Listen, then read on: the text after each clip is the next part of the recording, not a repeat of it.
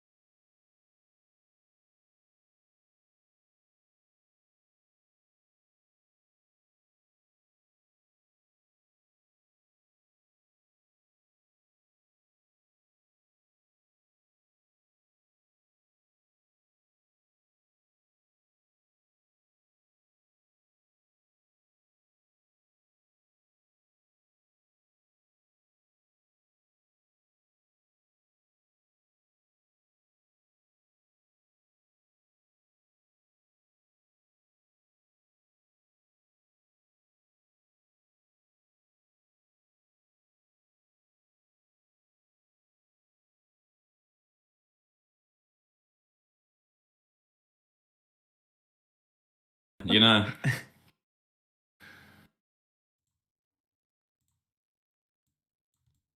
I'm going live as well. What is up, guys? It is Zro here, bringing you all a brand new episode of the Gears Cast. Welcome, everyone, to the Gears Cast, the best Gears of War podcast here on YouTube. And I'm super excited about this one here today, ladies and gentlemen. We have a lot of stuff to talk about, so let's get into it. Guys, this is a really special episode of the Gears Cast for a number of reasons. We have a guy who's coming back once again for another episode of the Gears Cast. Guy's becoming a friend of mine in Xtra Father. Xtra Father, guys, for those of you who are just joining, I'm noticing in the chat we've got some people who are first timers on the Gears Cast. The Gears Cast, guys, is a place where we talk about everything Gears of War and we give you guys some insight into what it all means. We're going to have a number of topics, guys, that are predetermined that we're going to go through the show, and then we will take some of your live comments at the end. With that being said, though, I'm joined with Xtra Father first and foremost, guys. Xtra Father, guys, this is a guy who has been grinding Gears of War, giving us that real energy in terms of his content and things of that nature. Coming back for a second episode. Give it up for Xtra Father. What's up, Xtra Father? What's good with it? I'm so excited. I got a Red Bull here. I'm pumped. Fuck yeah, bro. And on top of that, we have, guys, one of the legends, an icon to the Gears of War space, someone who I have a ton of admiration for, who has been carrying the Gears of War content on his back for a number of years, guys. We have none other than Shadowz. Shadowz, what's up, brother? Yo, yo, yo. How we doing on the day today, man? Here to talk about Gears of War E-Day, you know. I know, dude. Hey, it's always been brothers to the end, man. I'm here. I'm ready. I'm really, you know, dude, it's awesome that I think it's really, really important. I've said this for years now since I've been doing the Gears Cast. It's really important that creators come together to create something really special. And I feel like now more than ever, in the state of where Gears of War is, I think it's so important that we as creators collaborate on content, work together to make something really special. And I'm just really grateful for both of you guys being on here for the Gears Cast. I think this is going to be something really special. So for those, everybody, obviously the last Gears Cast I did, talked to Xtra Father. He kind of gave us like a minute where he told us a little bit about himself, how he got started in Gears of War. And I really wanted to, before I start really just locking into this thing, Shadowz, I wanted to give you a minute, dude, just to tell for those people who maybe know but need to be reminded of how long you've been doing this, man, and what your plans are for Gears of War E-Day and the content that you're planning on providing for this title. Yeah, man, it's been a crazy journey, man. A long time. I don't know if I have a minute. Maybe I need 100, but I'll try to go as quick as I can. Yeah. Okay. Yeah. Quickly. I've been playing Gears of War since November 2006. I had a best friend called Luke. His older brother got an Xbox 360 and Gears of War 1 at a midnight launch. Played it that night and then went away, I think, on a honeymoon. And he came to school and he was like, "Yo, Lee, there's this game called Gears of War that my brother got. He's gone away and we can play." And he said I can jump on his Xbox till Christmas. And he's got this game where you can play against people online and like you get to talk to Americans and like kill each other. And I was like, okay, I'm ready. I'm coming around. And then from there, I just played Gears of War 1 every day, online multiplayer, split screen at his house. And then begged my mum and dad, got a Gears of War 1 Xbox 360 at Christmas, and it's been Gears of War ride or die ever since, man. Like, I don't know what it was, but the moment that I picked up a controller in Gears of War, player match, gridlock, got absolutely bodied. But there was like something just about the feel and the magic of the game, man. Just the graphics, the way that the gameplay, the character felt, you know, the animation, seeing the chainsaw, the headshot on the sniper. I just knew for me, this is the game that I've always looked for, you know, without even realizing, because I was only 11, you know, I was 11, man, 11 online, playing the Americans, playing online multiplayer for Gears of War 1, loving it. And then I started creating Gears of War YouTube content back in 2012. I was inspired by just the lack of Gears of War news and informational YouTube videos out there. And as a Gears of War viewer and fan, I wanted to like check out the latest news on Gears of War Judgment, and it wasn't really being put out there. And so I was sort of inspired by T. Martin and Ali A from Call of Duty, Nade Shot as well. And I just thought, hey, like, if they're sort of making Call of Duty news videos, like, why doesn't somebody do that for Gears of War? So that's kind of how I got it all started. And then, yeah, from there, it's just been a crazy journey, man. Like, I started with Judgment, and then Judgment almost killed the franchise, and it was like, uh-oh. I just started this thing, and Gears of War was dead. What's going on? And then I tried a few other things out through the years. Like back then, like I did like Titanfall and Xbox One news, and I tried out a bunch of different things, GTA 5, achievement guide videos, and I realized that like for me personally, like it was all about Gears of War, man, and it was like that was the franchise that I just grew up playing as a kid that I loved, and I tried all these other games and all these other things, and I just realized that like for me it was just all about my love and passion for Gears of War, sharing that with the world, and just trying to, you know, just put it out there, man, and try and grow this thing for what I can do, you know?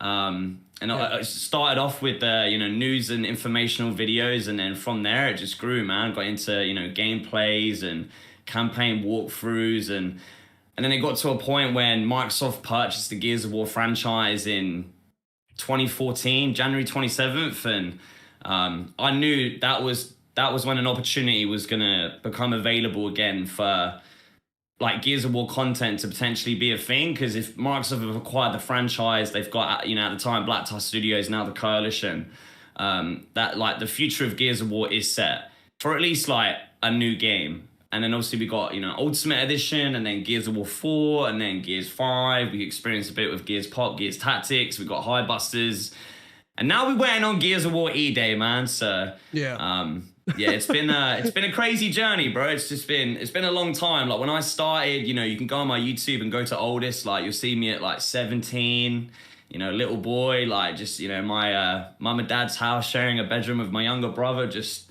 you know, have a little gaming setup with a webcam under a bunk bed. Just, you know, I'd absolutely just no idea what that decision alone, you know, back then at 17 to be like, hey, I'm going to make a YouTube channel to create Gears of War news content. And yeah, here we are, man. And I'm 31, and it's, you know, we went on Gears of War E-Day, man. So yeah, it's time. It's time, dude. You know, Xtra Father and I were talking a little bit off camera about the moment, and I think it's important that any of you who haven't seen Shadowz reaction to Gears of War E-Day's announcement, oh man, that moment, I'll tell you, Shadowz, like that moment in time was so huge for me personally, because I was watching it live, but I was watching you. I was watching a few different people live streaming that event, and when that moment happened, the raw emotion, I believe that you captured the essence of the entire community in that moment. It was it was just a raw moment. It was like, yeah, man, in a franchise that's in this like limbo state, and you have no idea what's coming. I feel like it was really, really important. But Xtra, do you have anything that you wanted to add on that viral moment of Shadowz reacting to the E-Day announcement trailer? I mean, we all felt it. Like we all felt the, you know, the grind that you put forth, like every freaking night. Like we all felt that. Yeah, it's a massive shout out to you, man. Like it was a really cool moment, and we've got E-Day coming, and I mean, honestly, even though it's just quiet and there's like this silence that's happening right now, really at the end of the day, it's right around the corner. I mean, before you know it, guys, it's going to be here. And so what I wanted to kind of start with here was some of the things that we certainly know right now, right? And obviously we know that Gears of War E-Day is coming out in 2026. So the first thing that we can kind of look at is, okay, release date. So in terms of the release date, obviously we want Gears of War E-Day to try to stand somewhat on its own. We don't want it to ultimately, get overshadowed by some of the other games that we know are coming, this year. That being like whether it's a Call of Duty release, whether it's GTA 6, whether it's a Wolverine or what. We don't want it to really kind of get overshadowed by some type of other massive franchise, whether it's COD, GTA, so on and so forth. So in terms of the release date, I think, I've talked about it would be cool to have like a late summer release, early fall release, like in September, even like August to end the summer with a bang kind of thing. What are your, like, as we're getting closer to the Xbox Game Showcase, which I think hopefully it would be awesome if we heard something before then. But if we don't, and the Xbox Game Showcase is where we see everything Gears of War E-Day, the question is do you think that a late summer is enough time to fully market the game before it releases to the world? So obviously we don't have confirmation yet, but the Xbox Game Showcase is typically every June. So if it comes out in June, let's say June 8th this year, let's throw that number out there, and the game gets announced, they announce a beta, whatever. How many months do you think they need realistically to market this thing enough so that there's enough hype and anticipation before something like a GTA 6 comes out, or a new Call of Duty, or even Fable, which is announced that's coming out in the fall? More specifically, though, the shooters, I think, and GTA 6 is what we've got to kind of look at here. What do you guys think? I'll start with you, Shadowz. What do you think about, like, I know you've talked about September being a big month here, that, looking at the past to reveal the future somewhat. September, yeah. You think that that's more than likely, that gives them enough time if the next time we see anything in relation to E-Day is at the showcase? What do you think? Yeah, I'd say there's two things. Quickly, the first point about, you were speaking about my reaction. I was just going to say that, like, that's why I love doing the live stream and, always like live streaming the reacting to the Xbox Game Showcase, because you're just capturing it live. It's just, super authentic, in the moment, raw moment. And as you say, that whole like experience was just like, I literally felt every human emotion that you could probably felt. Like I felt like passing out. That's why I had to, like, if you watch my reaction back then, I had to keep getting up out of my seat, because I felt so lightheaded that I was just like, I was going to pass out. So I had to, like, just constantly, like, just keep myself active, It was just crazy. Like, the fact that, like you say, it was such a build up of such a long waited time of, like, is it going to be this year? Is it going to be this year? And then it wasn't, maybe next year. So the fact that it obviously finally happened, it was just, such a crazy experience. And I think also in the fact of the day that it was saved till the very end, like I was drinking, I was taking shots, so I was pretty messed up by the end of the show, man. I can't lie, I was feeling myself, man. So the fact that, like, it was the last game, it was just like a massive build up of everything, man. Excitement, alcohol, everything. I was just in the moment, having a great time, and I think, like, the community loved it. And yeah, like, as soon as obviously everything for everybody, as soon as it came up with the TV with the COG sign, it was just like, that's when everybody lost their minds, because that was literally the moment where it's like, this is Gears of War, and we're seeing it happening. Yeah. So yeah, it was just crazy, honestly. Yeah, I just felt every emotion, man. And like, I got so emotional after, because, like, it wasn't really about the trailer. It wasn't about the announcement. Nothing to do with it, really. It was more about, like you say, it was like just a crazy grind, a journey to, get to that moment, for it to, like, happen and feel it in real time. And yeah, it was just, I felt crazy highs, man. I went to the sky and back down, man. It was just a madness. And then in terms of, and I'm glad that I did it live. So like I said, you can always watch it, always go back. Like, I've had people tell me, like, I go back and watch the reaction just to, feel it. And it was just like, yeah, man, that was really me. Yeah, that was truly authentically me, just pure Gears fan, just loving it in the moment, Obviously there's, like, the content creator Shadowz side, but that was just Lee, man. That was just you know, the 11-year-old boy just loving Gears of War, man. You know, still here, yeah. But yeah, in terms of Gears of War E-Day's release date, like I said, I did a video last night, you know, where is Gears of War E-Day, put a lot of thoughts in it, you know, that I've sort of covered over the years. You know, the fact that I've always believed the Coalition game was coming out in 2026. And yeah, I say, yeah, the answers can be found in the past to reveal the future, because, yeah, I believe if you just look at what they did for Gears 5, they had the E3 2018 Xbox Game Showcase cinematic reveal. They then went silent until the Xbox Game Showcase June 2019. Obviously, they were promoting a bit of Gears of War 4, as, you know, Xtra brought up earlier. And then, yeah, for Gears 5, it went from what we had, like, the Escape, and I think there was, like, the Kate Broken cinematic trailers in June. And then we had Rod Ferguson doing here's a Gears 5 Escape after show. So, like, they were even doing, like, before Xbox, you know, game directs were a thing, they even had, like, a Gears 5 after show, you know? And then we went from, like, that was like, yeah, Escape in June, and then they did like the tech test for Gears 5 in July with the whole like E-League, esport reveal. We had the Horde mode reveal in August, and then obviously Gears 5 launched like what, September 10th, like pretty early into September.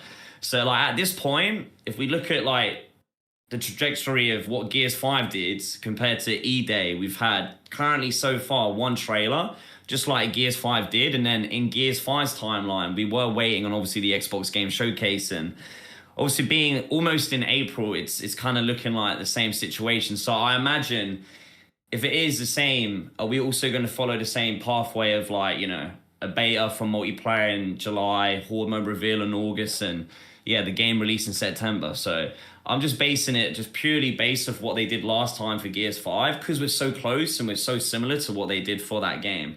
So yeah, I'm guessing Gears of War E-Day release, I reckon the first week of September, yeah. Just like they did for Gears 5, you know? Because then it's like, we got the Xbox Game Showcase, you know, the big hyper, all eyes on moment in June, because you ask about, is it enough time to market the game? Obviously, if it worked for Gears 5, then I imagine it could work for Gears of War E-Day, right? Do you think do you think it worked for Gears 5? You know what I mean? Like, what? Because I know what you mean. Yeah. I look back on it, and I'm like, did it going through the same strategy. Yeah, I don't think the esport focus worked. No, because really, if you look back then, like the multiplayer reveal was broadcasted as like an esport invitational. Like I was luckily able to go there, and like even back then, it was crazy because like content creators weren't, you know, going to be there at all for the Gears 5 multiplayer reveal. And I was, you know, like, you kind of need someone to be creating content if you're going to be revealing the multiplayer, you know? And I remember going and like, obviously being able to capture, you know, gameplay footage for Gears 5, and the Nasher video, I think it's in my like top 5 videos of all time. It got like 300, 400,000 views, and I just put together 30 minutes of Nasher shotgun gameplay footage from all the content creators. Like we kind of just shared footage between us, because it was like me, Raw, and Landon. So we kind of just shared footage between each other. Like, you know, you have all my footage and I have all your footage, and then you just do whatever videos you want to make, you know? And then, you know, those videos banged, and obviously that wasn't even going to be a thing. So yeah, I don't know. I guess it obviously depends on if esports is coming back, or if, you know, they have a different focus maybe. But yeah, I don't know. I feel like, especially nowadays with like TikTok and shorts and like people's attention span, like it's probably fine with 3 to 4 months, as opposed to how it obviously used to work back then with like 8 to 9, even like, you know, a whole year. Yeah. Right. I feel like that's way too long nowadays. Yeah. Like, would it feel like it's being, all right, is it not dragging along a little bit now? Can the game come out? Like, if, you know, we was getting like constant, you know, 12 months of information, like maybe it is just better, especially nowadays, to do a more curated, shorter, like hyper, like, you know, month, like 3-4 months back to back to back. And then, you know, here you go. Yeah, here's where, and I want to get your opinion on this, Xtra. Like, the thing that I'm concerned about is I totally agree with you, Lee. Pretty much all your points. There's one thing that just concerns me the most is that this year is a different year because they got a game coming that's GTA, and that's Before the GTA 6. I just it concerns me and like, look, Gears and GTA, they're different, right? Certainly different, but like, let me give you an example of where my brain goes. I think of a guy like Nick Merckx, comes from Gears of War, right? And obviously when E-Day comes out, I'm sure he's going to play the game a lot, like at first. But what's going to pull him away from Gears of War E-Day? More than likely, it's going to be GTA when it comes out, whether it's a couple of months later. And so the separation between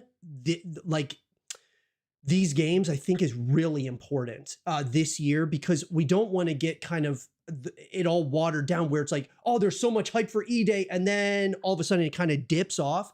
You know, it's certainly going to when GTA 6 comes out, but regardless, that's where I just get a little bit concerned about it. Xtra, what do you think about the release date? What release month do you think? What do you think about it going up against?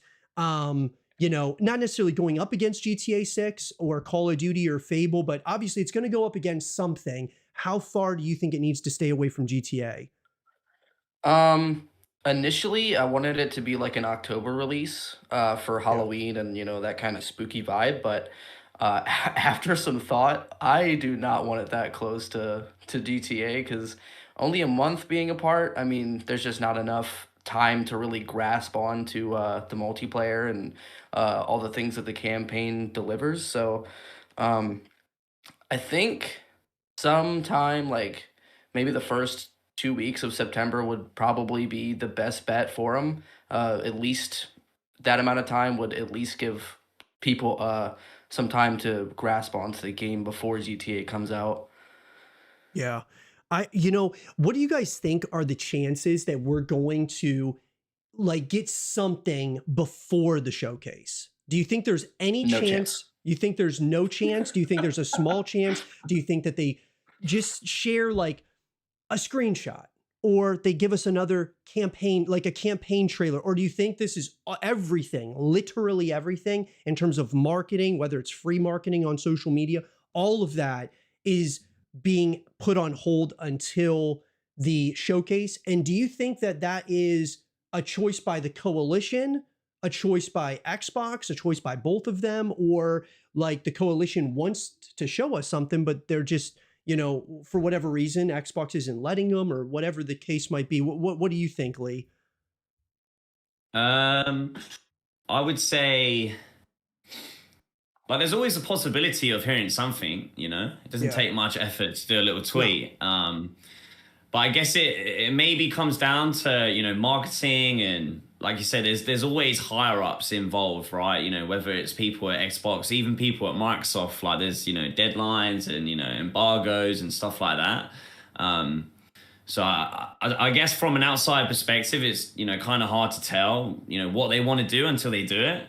But yeah, I feel like, we are waiting on, obviously the Xbox Game Showcase, but if we look to the previous years, there's, we usually get, obviously, the announcement before the showcase for the showcase. And typically, they've always announced, I think except for Call of Duty, it was like mystery game, but they always announce the Xbox Game Showcase and game dedicated direct show.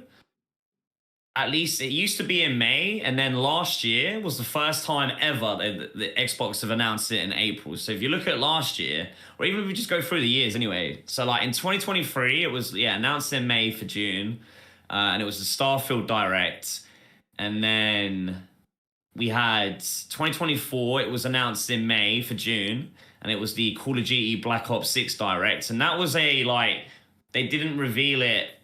I think it was not when they announced it, maybe just before, I can't remember. But I think there was question marks.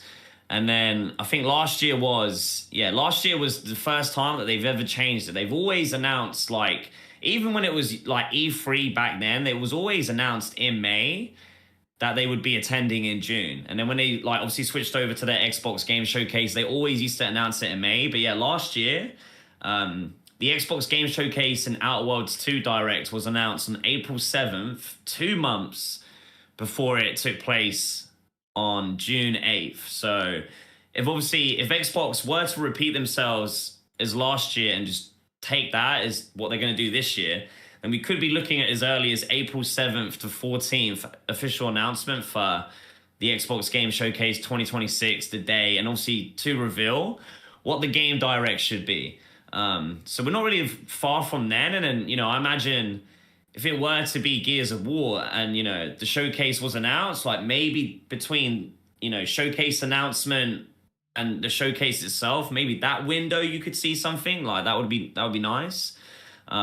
Again, there's so much easy stuff that they could do on social media. Like you have access to the entire Gears of War universe. Like you got all this lore, like all this narrative you could use, you don't even have to create new things. You could just use old stuff from the original Gears of War trilogy. Like if you go look back at Gears 1, 2, and 3, the amount of marketing and promotional stuff that those games did was just crazy. Like I kind of need to finish it maybe, but I think last year I started like an archive series where I literally would scatter across the internet to try and find all of the original Gears of War like trailers and promotional videos and developer interviews and official developer documentaries, purely for the fact to just archive it for Gears of War fans, to just save it somewhere on the internet. Because like even if you go to the official Gears of War YouTube channel, that doesn't exist.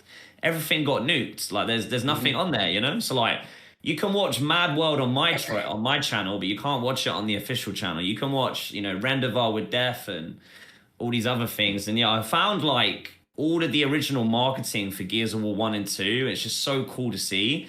There's maybe some like lost media, but like I really kind of did it just for the Gears of War IP, so that there's at least one YouTube channel out there where it's all saved in 4K resolution, yeah. Because if you go back and look at Gears of War 1, there was like, you would go on gearsofwar.com, the website, the official website, and there would be like a mini game where you took control of Marcus Phoenix in first person. I don't know if you've been on the channel and seen this, Zro, but no. You would be Marcus Phoenix in first person in the prison cell, in the slab. And you would pull out a box of matches and light these few matches that you would have, and there would be writing on the blood on the wall. And if you put the match to the writing, it would reveal a playable video, like a promotional video. And these promotional videos were like the pure essence of what Gears of War was. It was like really like gritty and gory and like, apocalyptic. And there's like, you've got like the cog scientists talking about emulsion and Rustlung and the cause of the pendulum wars. And obviously, the emergence of the locust. Like there's like clips of like cog, what's it called? Like the TV networks like reacting to Emergence Day taking place. So like there's marketing out there that literally exists for Gears of War that they could just use. That like if I have it in some sort of like personal archive, like there must be some official Microsoft archive where you can go pull that and just, unless it's lost, and it is like lost media, and that's why I obviously did it. But and then in Gears of War 2, there was like another interactive thing that you would do on gearsofwar.com where you would take control of the jackbot inside the hollow of like the Gears of War 2 campaign. It's where that like fuel station bit is. Like there's the DLC map, but there's also that like fuel station that's sort of like sunken, and if you know that part in Gears of War 2.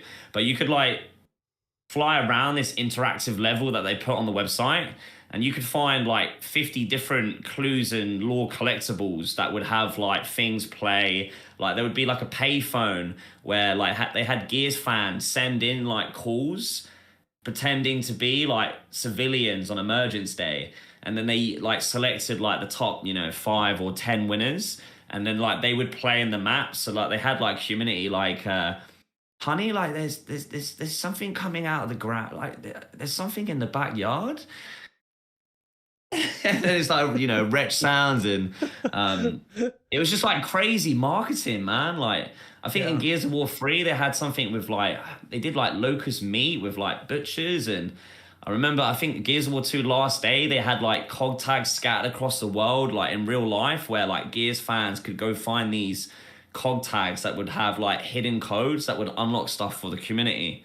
There was just so much more like promotion and interactive stuff back then that like, I really would love to see it come back, and like they could use it right now, even as a way to just promote Gears of War E-Day, because it relates to E-Day itself, even if it was like, you know, promotional material from like 2006. But yeah, you got to go watch it. Like they're in the playlist, you know, all the promotional stuff. But yeah, they did some really cool stuff.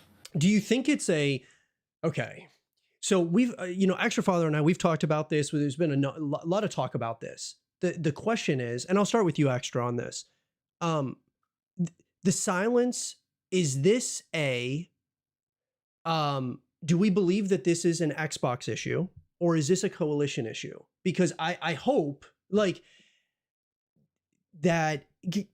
I guess one of my thoughts was does the coalition have to get every tweet approved? Do they have to get everything, like a higher up at the coalition? They like, yep, you guys can do that. Then they send it off to a higher up at Xbox, and then Xbox can say yes, no, you know, or whatever. Like, I understand that there's a hierarchy here of executives, but it's like for them to even, do they not have full creative control over like kind of even their own marketing, like the free marketing that happens? Does Xbox have a stranglehold over not just the coalition, but over Undead Labs and Obsidian Entertainment and all these other, you know, companies? That's what's interesting to me. What do you think about it, Xtra? I mean, I'd like to say that it's on Xbox, but I don't really know. So it's like, I mean, going all this time without hearing anything or hearing even like give us an update about Gears 5 or something. I mean, it's been very hard to not only try to support, but like try to kind of make content about it as well. So I don't know, man. I hope Xbox is, you know, the ones, you know, kind of holding them back instead of the coalition, because I think the coalition actually does want to show us stuff, but I don't know. I really don't know. Where I get the thing that I'm with you. The thing that concerns me though about or doesn't concern me, but the thing that makes me start kind of thinking that it might be something going on with the coalition is because when Reloaded came out, maybe they didn't want to make Reloaded. Yeah. Who knows? But it's their work. So why wouldn't they want to promote the hell out of it? And they didn't tweet very much. Like they weren't tweeting. They weren't really promoting it too hard. Like it was really bizarre to me. And I'm like, well, is it Xbox that isn't like is Reloaded? Because I saw the situation with Reloaded, and they're not really promoting it much. And so it's like, what's going on here? Why aren't they promoting Reloaded in a way where, because you could really hype up, I think the way it could have been set up was to really hype up E-Day. You have this roadmap for Reloaded. And even though Reloaded should have been a collection, but we're not even going to go down that rabbit hole, but Reloaded could have created a roadmap to get us to E-Day. And so I really think that they could have promoted the hell out of Reloaded. It was going to PlayStation. And I mean, I think, you know, the last time I think I checked, it sold over like 500,000 copies on PlayStation. And I'm like, there's this, you're getting this new audience, right? That's coming in. Why is it that we're not really promoting it free, you know, free marketing? And so I don't know. Shadowz, what do you think about, like, I mean, do you think it's like, you think it's a coalition thing where, like, since things changed, where Rod's no longer there, you know, he moved to Blizzard, and then, you know, we have like new leadership over there, or do you think it's something within the coalition? Because obviously, if Rod was still there, we would have Gear 6. We wouldn't have a Gears of War E-Day. So I'm glad we're going down this direction. But Gear 6 in space, yeah. Well, it's different. Like, it's different, right? Where we don't, Mike Crump is not he's not Cliffy B. He's not Rod. He's not out there. Yeah. You know, he's very like whether he's just locked into creating the best experience, or they're like, we weren't going down the right direction with, Gears 5 to Gear 6, let's change course. But the question is the silence that we're getting, even from a free marketing perspective, does that concern you for, I guess, E-Day, as we're drawing closer to it, even when things do get announced, that they're going to be promoting the hell out of it? Or do you think it's kind of an Xbox thing? What do you think? I feel like it's more of a Xbox thing. I think it's like, even when it was obviously Gears 4 and 5 with Rod, like, I would tell back then Dana, like, all the time, I'd be on the case, like where's the marketing for Gears of War, man? Like, even for something as simple as like promoting when they used to release the like character skins weekly, like, I used to tell him, like, why isn't there more promotion? You're trying to sell these things. You're trying to get, people playing the game. It's like, you could be doing like weekly lore drops, or, again, like, Gears of War it has such a rich story, universe, narrative lore that, like, to most people that play the multiplayer, it's just, shotgun, wall bounce fest. But like, really, like, if go explore the Locust origins for Gears of War, and like, that should be the rabbit hole for everyone, because that's what like happened to me. Like, when I started making Gears of War content, when I was sort of like trying to look for things to do and figure out new content ideas and series, and I got really heavy into just getting really deep into the Gears of War wiki and just reading everything on there. And like, once I got into the Locust origins, it just blew my mind just how deep and expansive the Gears of War story universe lore goes, and like how well it's been done, not only from Epic to the Coalition. Like, I would say, like, people have their opinion on obviously the story direction for Gears 4 and 5. And if you go back on my YouTube channel a few years ago, like, I was doing a lot of like Gear 6 story theories, where I was sort of together, like, putting my, like, obviously theories, but like my thoughts based on just really going through like Gears of War 4, Gears 5, all the collectibles, the High Buster comics, the new book novels. Like, I was sort of really digging deep into the lore, even for 4 and 5. And I was making Gear 6 theory videos based on like what I would have thought was where the story direction was going. And even for that, like, they have a lot of potential there. Yeah. And, there was a few things that they messed up on, or they went wrong with, and, that they got to like sort of recorrect the course. And as they said when obviously they announced E-Day, like, they haven't cancelled Gears 6. They haven't cancelled that story. Whether we will ever see a Gears of War 6, the video game, I don't know. They could easily come out with a book novel or comic. Halo has done it, where they wrap up that story. And I personally would hate that. Like, I would be really disappointed. Because even when you're looking at the Gears 4 and 5 story, it's like, it wasn't even going to be Gear 6 was the end one. Like, Rod Ferguson did an interview where he literally said, like, don't be looking at the new Gears of War as like Star Wars, where it has to be a set out trilogy. The concept was that this is a saga.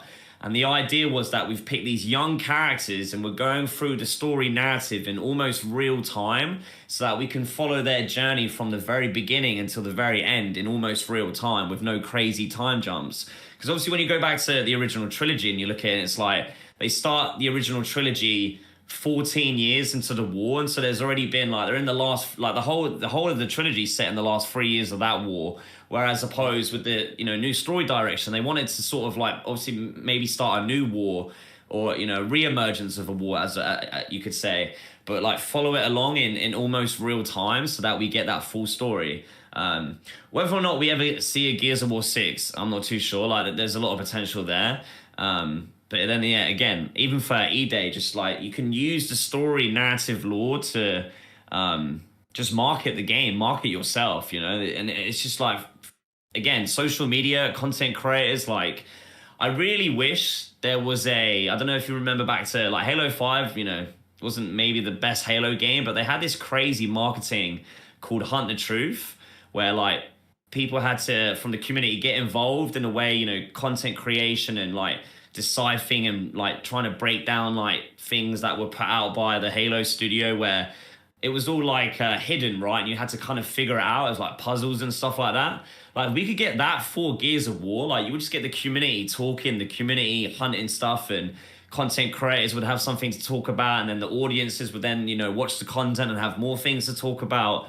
And then it would just be a constant cycle of people buzzing and talking about Gears. But obviously we don't really have anything like that.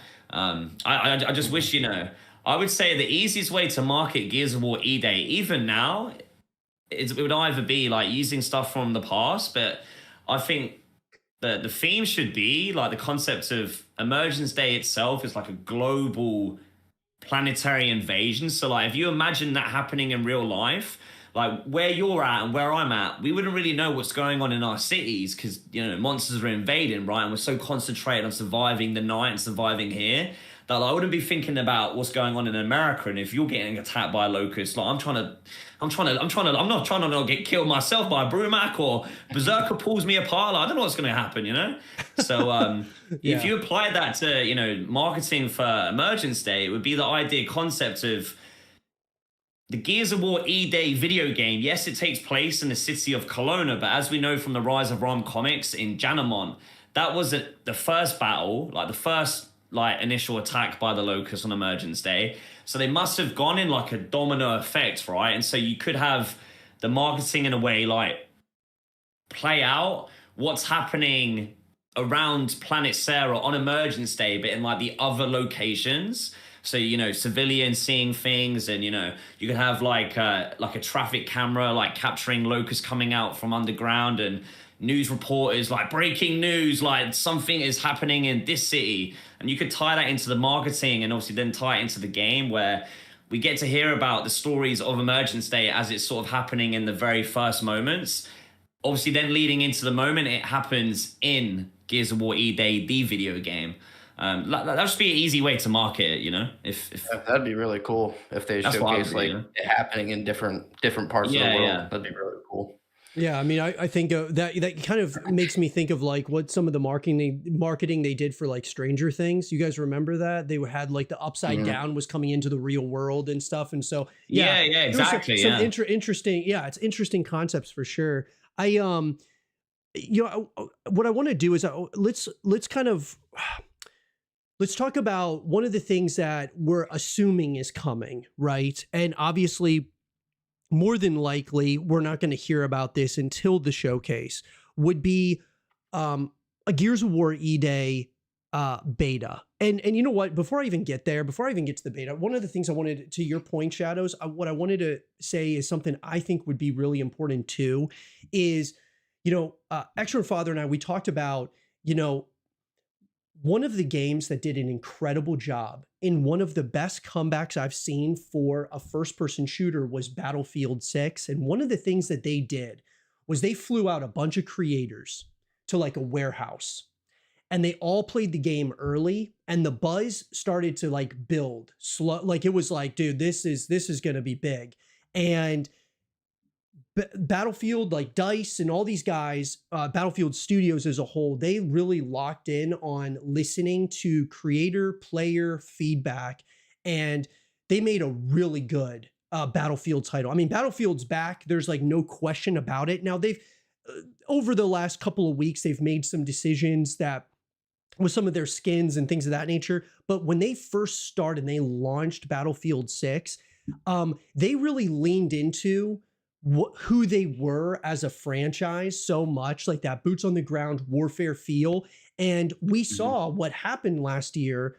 Battlefield 6 not only beat Call of Duty for the first time ever, but on top of that, it was the best-selling game of 2025. What I'm thinking to myself is, having creators come out, play the game early, that's huge. That gets a lot of buzz, a lot of community engagement going. But also listening to like player feedback on the things that are good, the things that are bad, the things that need improved upon.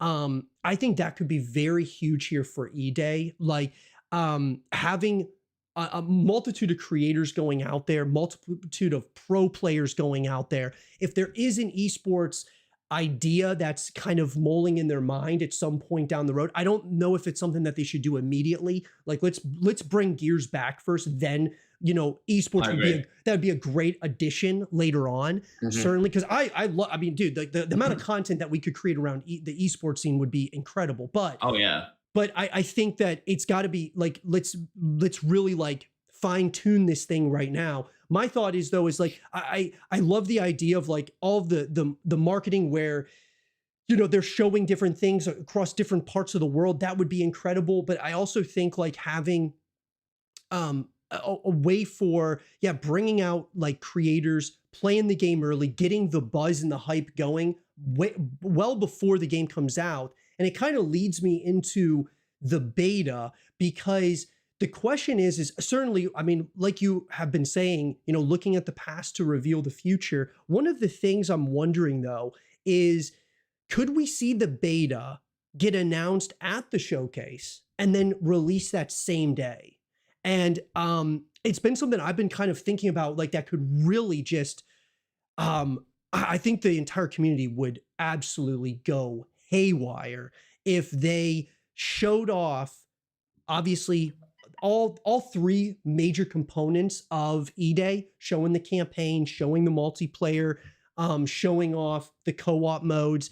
And then, oh, and by the way, guys, before we let you go, the Gears of War E-Day beta is live right now on PlayStation, Xbox.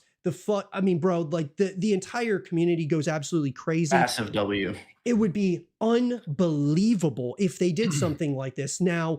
Or if like, even if they, I guess at the very end of the direct, they showed us like it could be just a graphic that says, hey guys, the beta starts next week, or, you know, I mean, something to get everyone going. I mean, I'm saying like, if you want to capture the audience right then and there, announcing the beta right then and there, and then like having it live immediately so that they immediately are, it's like, they're serious. They are absolutely locked into like figuring out the bugs, the glitches, the issues. I mean, what do you think about that, Xtra?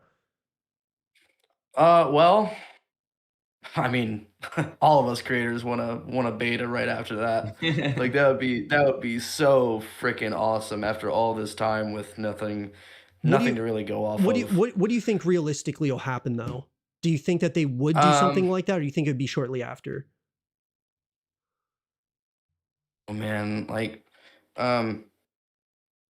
I think there is a big possibility that something like that could happen, like maybe like a 60% possibility. Uh, I mean, I think it really could happen because I think they want to really capture what E-Day, like when people watching when that trailer came out, man. I mean, the community just went absolutely berserk. I mean, we've never seen like something like that in such a long time. So I think they really need to capitalize on something like that because I think they know in the back of their heads like this is it. Like we have got to go really hard for this game. So I think it's a high possibility that something like that could happen. If it doesn't come out, Shadowz, like, I mean, first of all, do you think that there's any possibility that they could announce the beta and launch it that same day as the direct? Or do you think that, you know, how long after that do you think, because, you know, we got to think, I mean, certainly a beta is got to be something that's at the top of their mind in terms of fixing any bugs, glitches, and things of that nature. But once again, you have this timeline where, okay, when are we going to release the beta to make sure that we've got enough time to fine tune things before the actual game releases? And then if the game has to release a little bit sooner than later because of GTA and some of these other games, when do you think that should happen in terms of a beta? Yeah, I would say obviously the possibility of a Gears of War E-Day beta is always going to be a thing. Like, I think I even made a point for Reloaded. Like, if we just look through again, you know, like if you look at the Gears of War franchise, it really does come down to just, it likes to repeat itself. You know, history is always going to tell the future. And that's why I honestly say, like, you can look to a lot of things in the past to answer and reveal the future. So, like, even if we look at, and that's what I did for Reloaded. Like, I think I made a video about, oh yeah, there's probably going to be a Gears of War Reloaded beta, and then a few days later it got announced. I didn't even have an idea, but I just assumed based again on history, because ever since Gears of War 3, every Gears of War game title, we have had a beta. We have had some kind of versus multiplayer beta to, you know, as you say, you know, fix, you know, bugs and glitches, but it's more of a like technical like stress test of like, you know, dedicated servers. You know, obviously this time around, this is going to be the first Gears of War game on Unreal Engine 5, so I'd imagine like that would need some sort of kind of, you know, beta testing to make sure that's all good. Obviously, you know, we're going to have the possibility of, we don't know yet if it's going to be on, you know, PlayStation 5.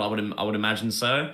So, you know, the idea concept of an Unreal Engine 5 Gears of War game, you know, testing obviously cross-play between Xbox, PC, you know, PlayStation.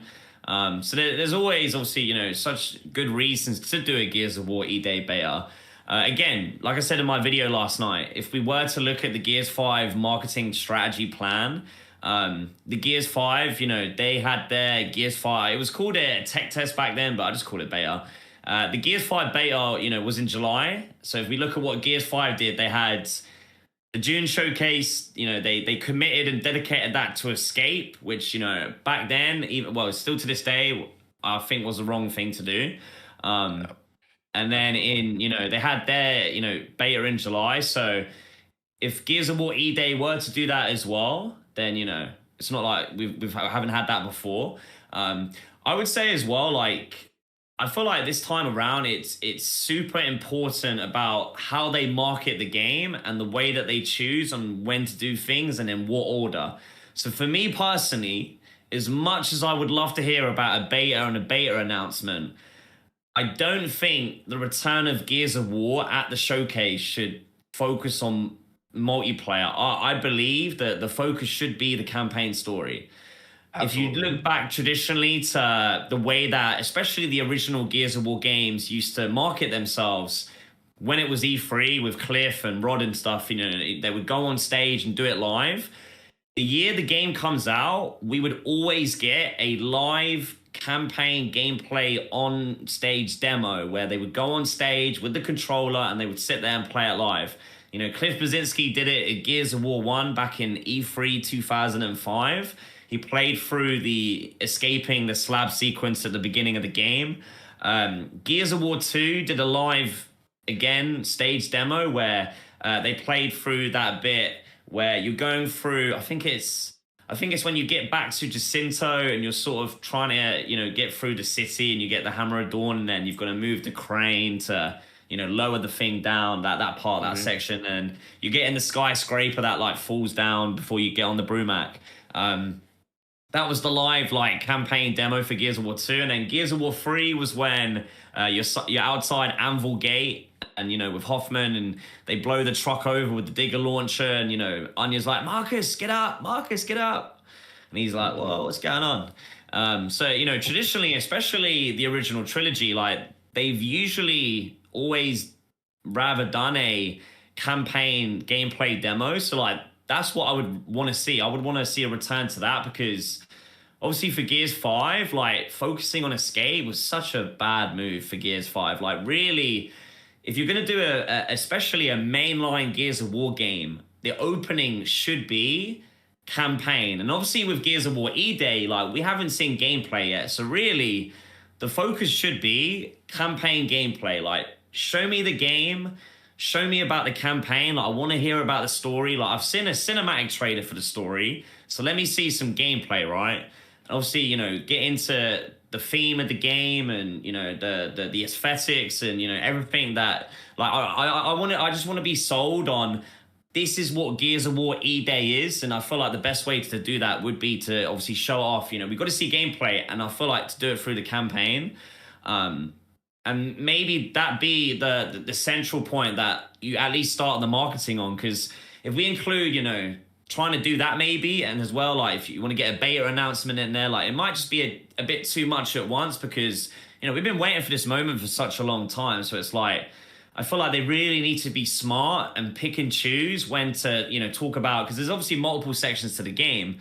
A lot of people maybe not really aware because, you know, maybe don't, you know, see the videos or read all the interviews, but like even Matt Cersei, the creative director, said, you know, back in 24, he said that obviously Gears of War E-Day is a mainline game, so it should be looked at in terms of, you know, what game modes is it going to have, is what the traditional mainline Gears of War games have always had. So, you know, traditionally, we have had campaign versus multiplayer and horde mode. So I would imagine that is obviously what Gears of War E-Day, being a mainline game, is going to have. So it's like, I feel like they really need to be smart about, okay, you have the Xbox Game Showcase. This is going to be like probably the most eyes on Gears of War E-Day this entire year, because obviously everybody's tuning into that showcase to watch for whatever, and you got casual people watching it.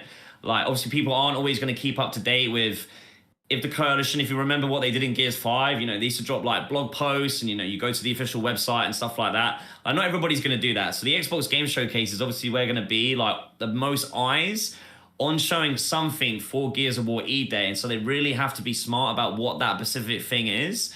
And then obviously between then and the release of the game, like you can, have other time and other moment to potentially, do a beta. Like I said, I would imagine there would be a Gears of War E-Day, some sort of multiplayer beta. We've had a Gears beta since 2011, Gears of War 3, Gears of War Judgment, Gears of War Ultimate Edition, Gears of War 4, Gears 5, Gears of War Reloaded. Like, we've all had betas, yeah. So I would imagine that tradition continues. And if they were to follow suit with what they did in Gears 5, obviously Gears 5 did it in July. So, I would probably maybe look to, it could be June, it could be July, but...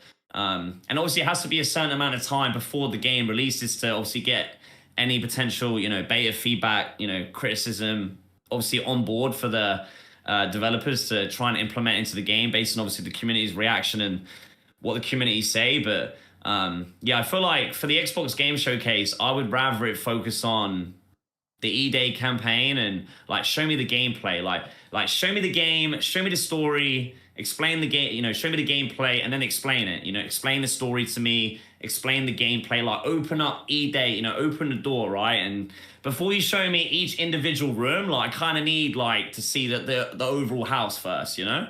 And then once we're in the house, we can kind of, dive into different sections. So I might be rambling, man. If you want to jump in, just let me know. Yeah. No, I'm with you. Like, I get what you're saying. Like, the importance of the campaign is huge, but like, if you're the direct at the Xbox Game Showcase, so are you saying like they shouldn't show anything but the campaign? Because I feel like they need to show everything. Like, I agree with you that, yeah, like the campaign is certainly like, this is very, very important because you're going to have people who are, let's just say if it comes to PlayStation, which we all agree it probably is going to be coming to PlayStation, you're going to have new people coming in. And a lot of those new people, they're going to be playing the campaign. They're going to be like, what is this? Like, I want to try, whatever.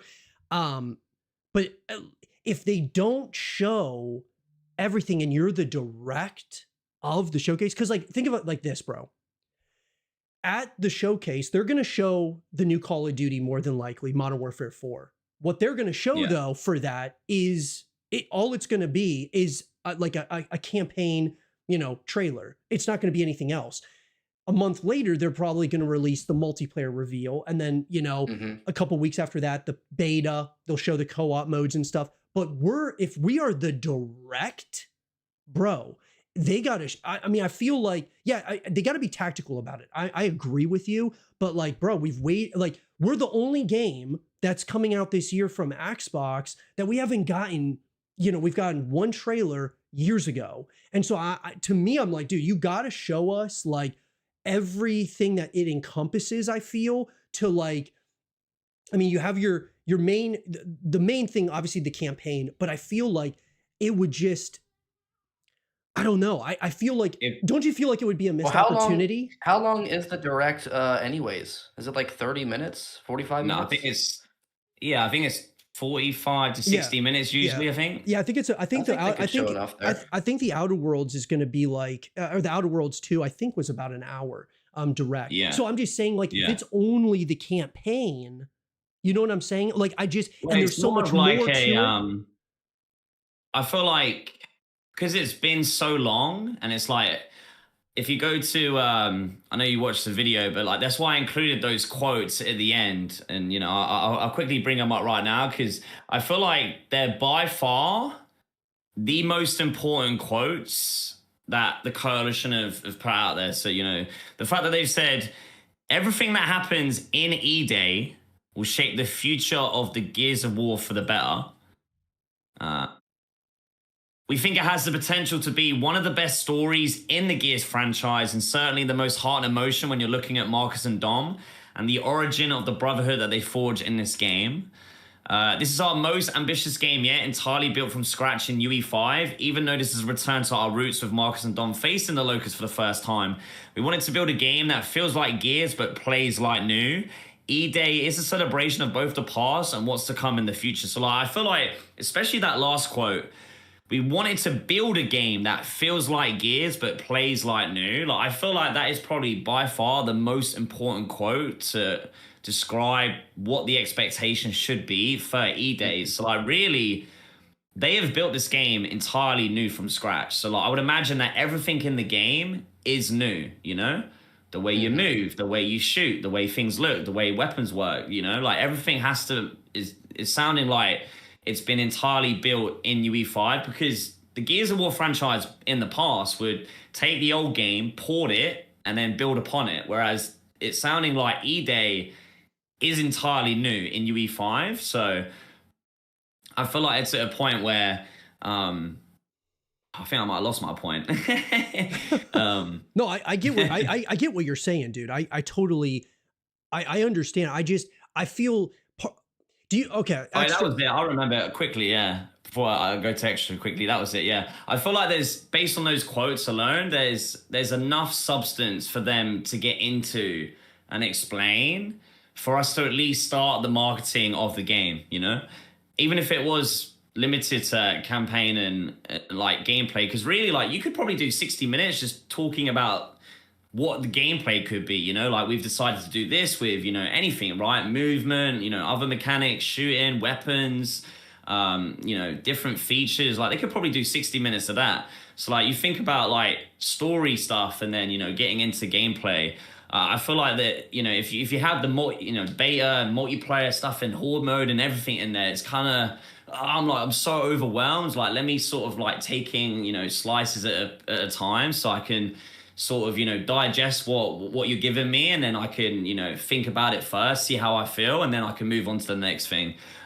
They could always do, because even if, like I said again, you know, in the past, reveal the future, what they did for Gears 5, they even just had a quick announcement in the showcase of like, okay, today is, you know, about escape. And then, you know, in July, we are doing a tech test. And then in, you know, August, we're going to reveal horde mode, and the game release in September. We're talking about campaign. So like, they could do something like that where, you know, maybe as part of the trailer in the showcase, to have like a little like mini Taj of, you know, a couple multiplayer clips, a couple horde clips, just to be like, this is what else is in, you know, the product in the game. But maybe only a little bit. But, you know, obviously have something which I feel like needs to be the campaign as the priority. But they could do like a little, you know, we're going to talk about multiplayer with maybe a beta in July. And just like Gears 5, we're going to talk about a horde mode in August. And then this is obviously when the game's coming out. So you at least have like, okay, I know that while I might be more interested in obviously the multiplayer stuff, this is when I have to look forward to it. But for now, I'm enjoy what they're going to obviously, you know, show me and tell me, and digest that first before I get to what I'm looking most forward to. I'm with you. Like, we will digest anything. Yeah, we'll take it all, baby. And we'll take it all, bro. all. Xtra, what do you think? Do you obviously, I think we probably can all unanimously agree that the campaign is the most important thing. But do you think that they should show all of it, if it's the direct, or just gameplay, you know, story, things of that nature? I'd prefer to see like kind of a roadmap of like multiplayer and, you know, other modes. Like, one mode that we haven't seen is coming into Gears of War E-Day, and it's kind of like a question mark, so we don't really know exactly what it is. That could really build hype over time for it. But I'd much rather see like 60 minutes of just straight up campaign. What's the story? Where are we? Like, what kind of weapons are we dealing with? What's the mechanics? How smooth the movement is? Like, because you got to think about all these new people that are going to be playing the game. They're not really going to be interested in multiplayer right away. They're going to be interested in the campaign and the overall feel of the campaign. So I think the more deep they go into the campaign, the more reach that they're going to have when this game comes out. Yeah.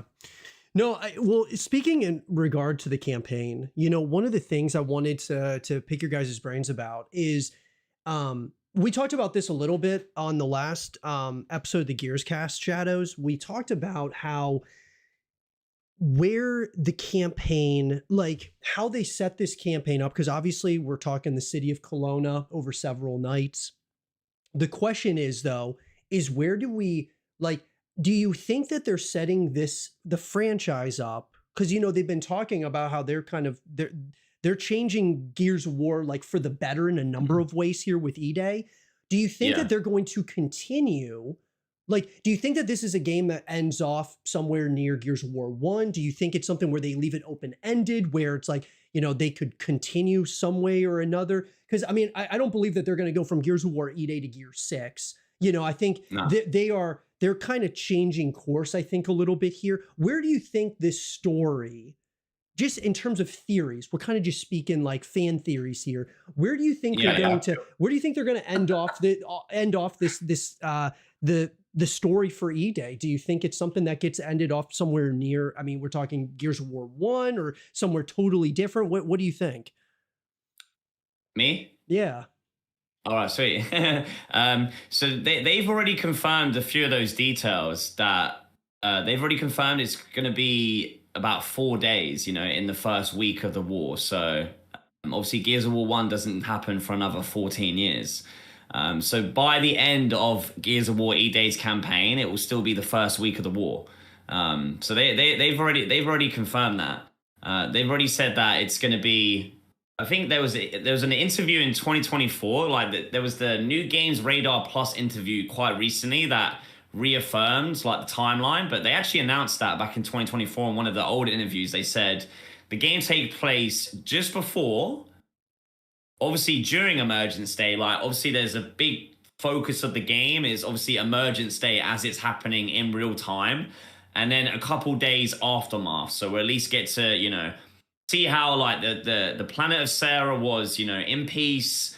You know, the Pendulum Wars has been over for 6 weeks. You know, there's peace. There's no fighting. There's no war. Like, you know, hopefully we get a nice glimpse of Marcus and Dom, especially Dom, happy with Maria, if possible. That would be incredible. Obviously, there's like, if you know the story narrative, so we know that it's already been confirmed that Gears of War E-Day takes place only in the cog city of Kelowna. So like Marcus and Dom, as of now in the story lore, are placed in Kelowna. And we know Maria, Dom's wife, and his kids are in Ephyra. And Ephyra is obviously a different city. That's the capital of the cog, before they lose it and have to retreat to Sinnoh. So we know that like Dom is not with Maria and Dom is not with his kids, but something happens to his kids on Emergence Day. You know, I don't know if I want to put a spoiler out there. It's quite an old comic, but there's an old Gears of War comic out there called One Day, which like tells like a little story in Ephyra of like Marcus with Dom and Maria, and they're like kissing and they just bought a house or they're renting this house. And they're like sort of setting up for the future of their lives. Like Dom knows what he wants to do. He wants to, you know, settle down with his with his wife, you know, after, you know, fighting in the Pendulum Wars and, you know, settle with it and see his kids, you know, grow old and, you know, just live that happy family life. And obviously Emergence Day has other plans. And so it's like, I keep going off topic, man. I keep like getting a little bit into it. What was the question again exactly? Like, well, no. So I guess like to kind of maybe I'm not articulating it well enough. No, it's fine. It's me. At the end. Oh, of the, yeah. Wait, hold on. So what I was gonna say though was, I'm thinking I understand that it's only several nights, and then we've got, you know, Gears of War 1 where that starts is years later. What I'm saying though is, I believe that we're going to get some flashbacks in E-Day's campaign that shows like before E-Day actually happened. Oh, okay. And then could we see flash forward at the end? Yeah. So you see what I'm saying? Okay. Yeah, that's kind of what I'm saying. I did I've done a few story theory videos already. I did one theory video about there being another prologue of the Battle of Aspo Field. Just like Gears of War 4, if you remember back to Gears of War 4, we had that like prologue with like Hoffman's journey, but we got to play as like the squad with Dom, you know, in the Battle of Aspo Field. I did put a theory video out there a few years ago where I believe, because I was trying to think about like, okay, you know, if the game is Gears of War E-Day, Obviously, it's all about emergence. We can't just, right, Act 1, Chapter 1, boom, emergence. That, like, they can't start the game like that. So Right. how do they start this game with some sort of because there has to be combat. Like, we can't, maybe there's a section like the village, the outside of village in Gears 5 where you get to like walk around as like a civilian. Like, you get to like walk around seeing all the outsiders. Like, maybe we get something like that in between, but there has to be something that they start the game with that is like a playable experience. And so just looking at what they did with Gears of War 4 and the fact that they had the, Pendulum Wars prologue there, I did a video and I was like, hey, why, to start Gears of War E-Day, why don't they do the Battle of Aspo Field prologue again, but it's from Marcus Phoenix and Carlos Santiago's point of view of the same battle, which is obviously where you've got Helena Stroud, you've got Ty Kaliso, Bernie Mataki, and obviously all these characters would then have an opportunity to feature in a Gears of War video game. I made that video, like, I think, 2024. And it was just the concept of, like, we had Dom's point of view, like Dom and Hoffman, because that battle, if you didn't know, in the Aspo Field book novel, Dom and Hoffman are obviously inside with the Commando Squad to get the Hammer of Dawn technology. Marcus Phoenix and Carlos Santiago, Dom's brother, Helena Stroud, Anya's mother, Ty and Bernie, they were tasked as like a different squad that were outside of that like base to like stop the UIR reinforcements getting in. Like, they were the like the defensive line between like the UIR and Dom and Hoffman trying to get the Hammer of Dawn technology, because the UIR started bombing and as you saw in the Gears of War 4 prologue, as like we're running, like they start bombing the site, right, to try and obviously stop the COG from stealing their technology. So I was like, that is probably the best way to start the campaign, purely because when they announced Gears of War E-Day and the Xbox Wire, they spoke about the importance of Carlos Santiago's death to the story. They spoke about how Carlos's death is so significant to the story of Marcus and Dom. I just thought, well, we've had prologue, we've had, Pendulum Wars already. We could then get Marcus Phoenix's point of view, and then you could put Dom's point of view together, and you now get both sides. Because if you've played Gears 4, and even if you haven't, it doesn't really matter. But if you have played the Gears 4 prologue, that would obviously add on to that as well. Because like, how is the player supposed to engage with Carlos Santiago's death and the importance of it if they don't get to experiencing it for themselves? So if we get to see it and play it in the game, then players will be able to really connect to that and really emotionally attach to that loss of a significant, character to Marcus and Dom in their lives. And the reason why Marcus and Dom, however they're going to be, because like the Coalition have already said, obviously this is, the beginning of their brotherhood. And so that must be obviously the, what's it called? The point where like that's like, it changes it, right? And it obviously forces them to have a deeper, relationship. And, E-Day is going to be the origin of that. So, yeah, I just thought, we could potentially see a prologue opening with Battle of Aspo Field, Marcus and Carlos point of view, get those characters in E-Day as a video game, because obviously it's based on Emergence Day, but like those characters, like they die, right? So they're not in, obviously, Emergence, they don't get to fight the Locust, but that'd obviously be a cool way to then actually have like Carlos and Helena Stroud in a video game for Gears of War, because I know as much as people have always said over the years, like, oh, why don't they do like a Pendulum Wars game? And it's because Gears of War is a story of humans versus monsters. Like, the Pendulum Wars is a human conflict. And so I believe the reason why it's never happened is because it wouldn't sell as well. Like, it'd be so much harder. Like, you could make like cool stories, but it would be so much harder to sell as a video game and as a product. If the entire game is just a human versus human conflict, you kind of lose that magic that makes Gears of War what it is. However, and maybe this is what they're going to do, and obviously they did it in Gears of War 4, and, potentially could do it if, my theory comes true again.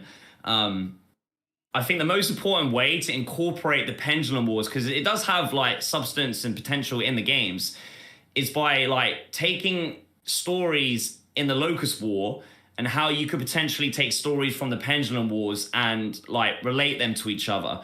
So if we were to use this as an example of like Gears of War E-Day, you can use the Battle of Aspo Field from the Pendulum Wars in the game and it would work, because it's obviously around Carlos's death. And then when we get to the actual Locust War E-Day story, it's obviously about the importance of that event happening. And so like it gives like substance for why you should like include that in the game and play it, but why it also would work. And so it's just like finding ways of like Locust War stories that you could relate the Pendulum Wars to make it work, as opposed to trying to make like an entire Pendulum Wars game, So like if we have, for example, if they ever do like a Gears of War UIR game where they decide to make Garen Paddock like the main character, like again, Garen Paddock could have a whole like, UIR Pendulum Wars prologue for him, right? And that would work as well.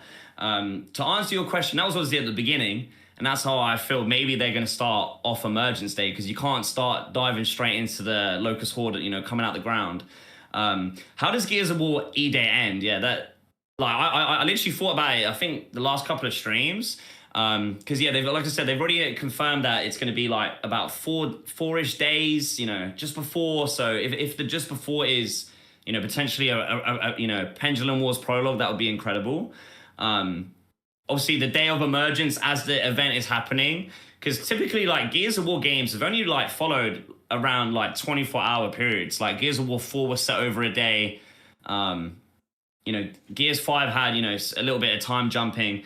But yeah, I feel there's only two options for the wave for Gears of War E-Day to end. So yeah, like I said, they've already confirmed that it's only going to be in the first week of the Locust War.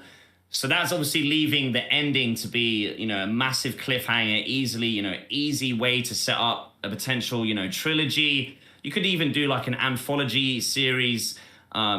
I believe there's only two options for the way of the game to end, though. Option one is, I feel like we have to survive no matter what. Obviously, we know Marcus and Dom lives, so I feel like the only way the narrative can go is, while the city may fall, we have to survive. Us as cog gears have to survive. And I feel like that is probably where the story will go. But there's only two options, Option one, survive and hold off long enough for, some sort of cog reinforcements to finally arrive. That would be a way to, end it maybe. Or option two, the city is just lost and we have to survive long enough to the cog to arrive for evacuation. Yeah, and we just have to fully evacuate and lose the city. I feel like for it to be a Gears of War E-Day video game, this has to unfortunately be a loss for us as humanity. Like this has to be such an overwhelming major loss in some way, whether it's, loss of life or just the loss of the city in general. They have to obviously try and figure out a way to converge, like, while this is a loss, there's at least hope in a good way. Like, whether it's killing off, a Locust villain or, doing something like significant for the story. There has to be something that makes you feel like the hero, even in like a losing situation, because it is Emergence Day, like billions of people die. So I feel like that's the only way that the E-Day story can end.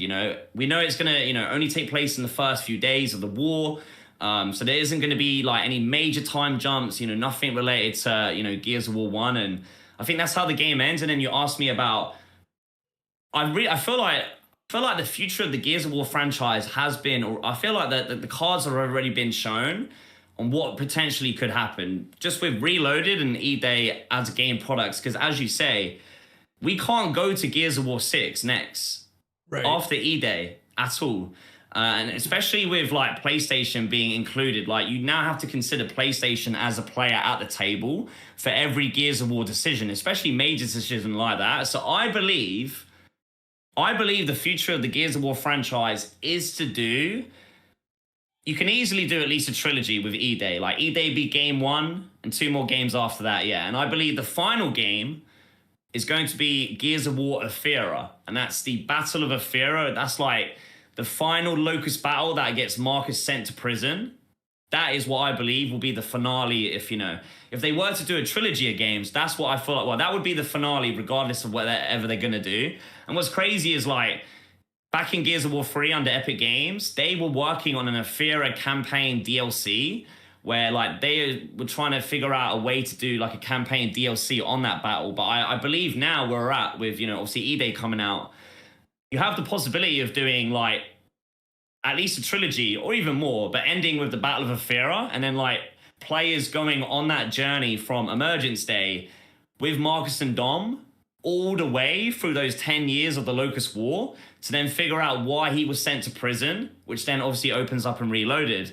And also, I believe, because of Reloaded existing, I did a video, I think, last year about why I believe that Gears of War 2 and 3 Reloaded are happening as well, because I think it's obviously, easy free money for Microsoft, but 100%. You can relate releasing potentially Reloaded trilogy alongside new trilogy, because, all of the games would be Marcus and Dom as the main characters, so there would be a lot of, crossover, right? So yeah. I really honestly do feel like it's going to go E-Day, and then Gears of War 2 Reloaded in 2 years from now for its 20th anniversary. We then get a Gears of War E-Day follow-up game, which will be an entirely new major battle that happens whenever set in the Locust War.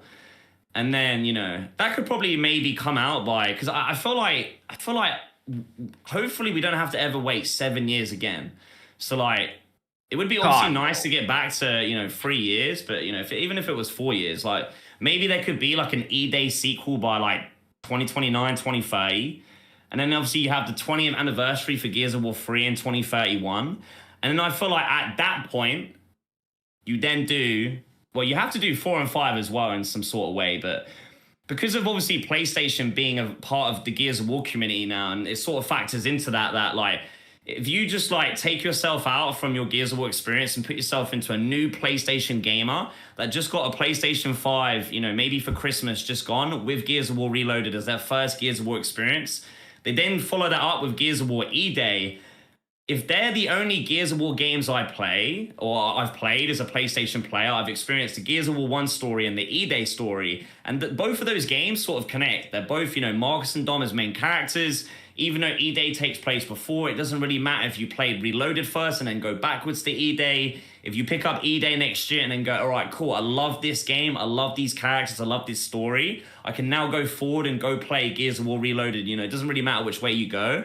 And even if you went that way, that would even be even better, because you could go from E-Day to Reloaded, and then technically, if what I'm saying would be true, you would then go to 2 Reloaded.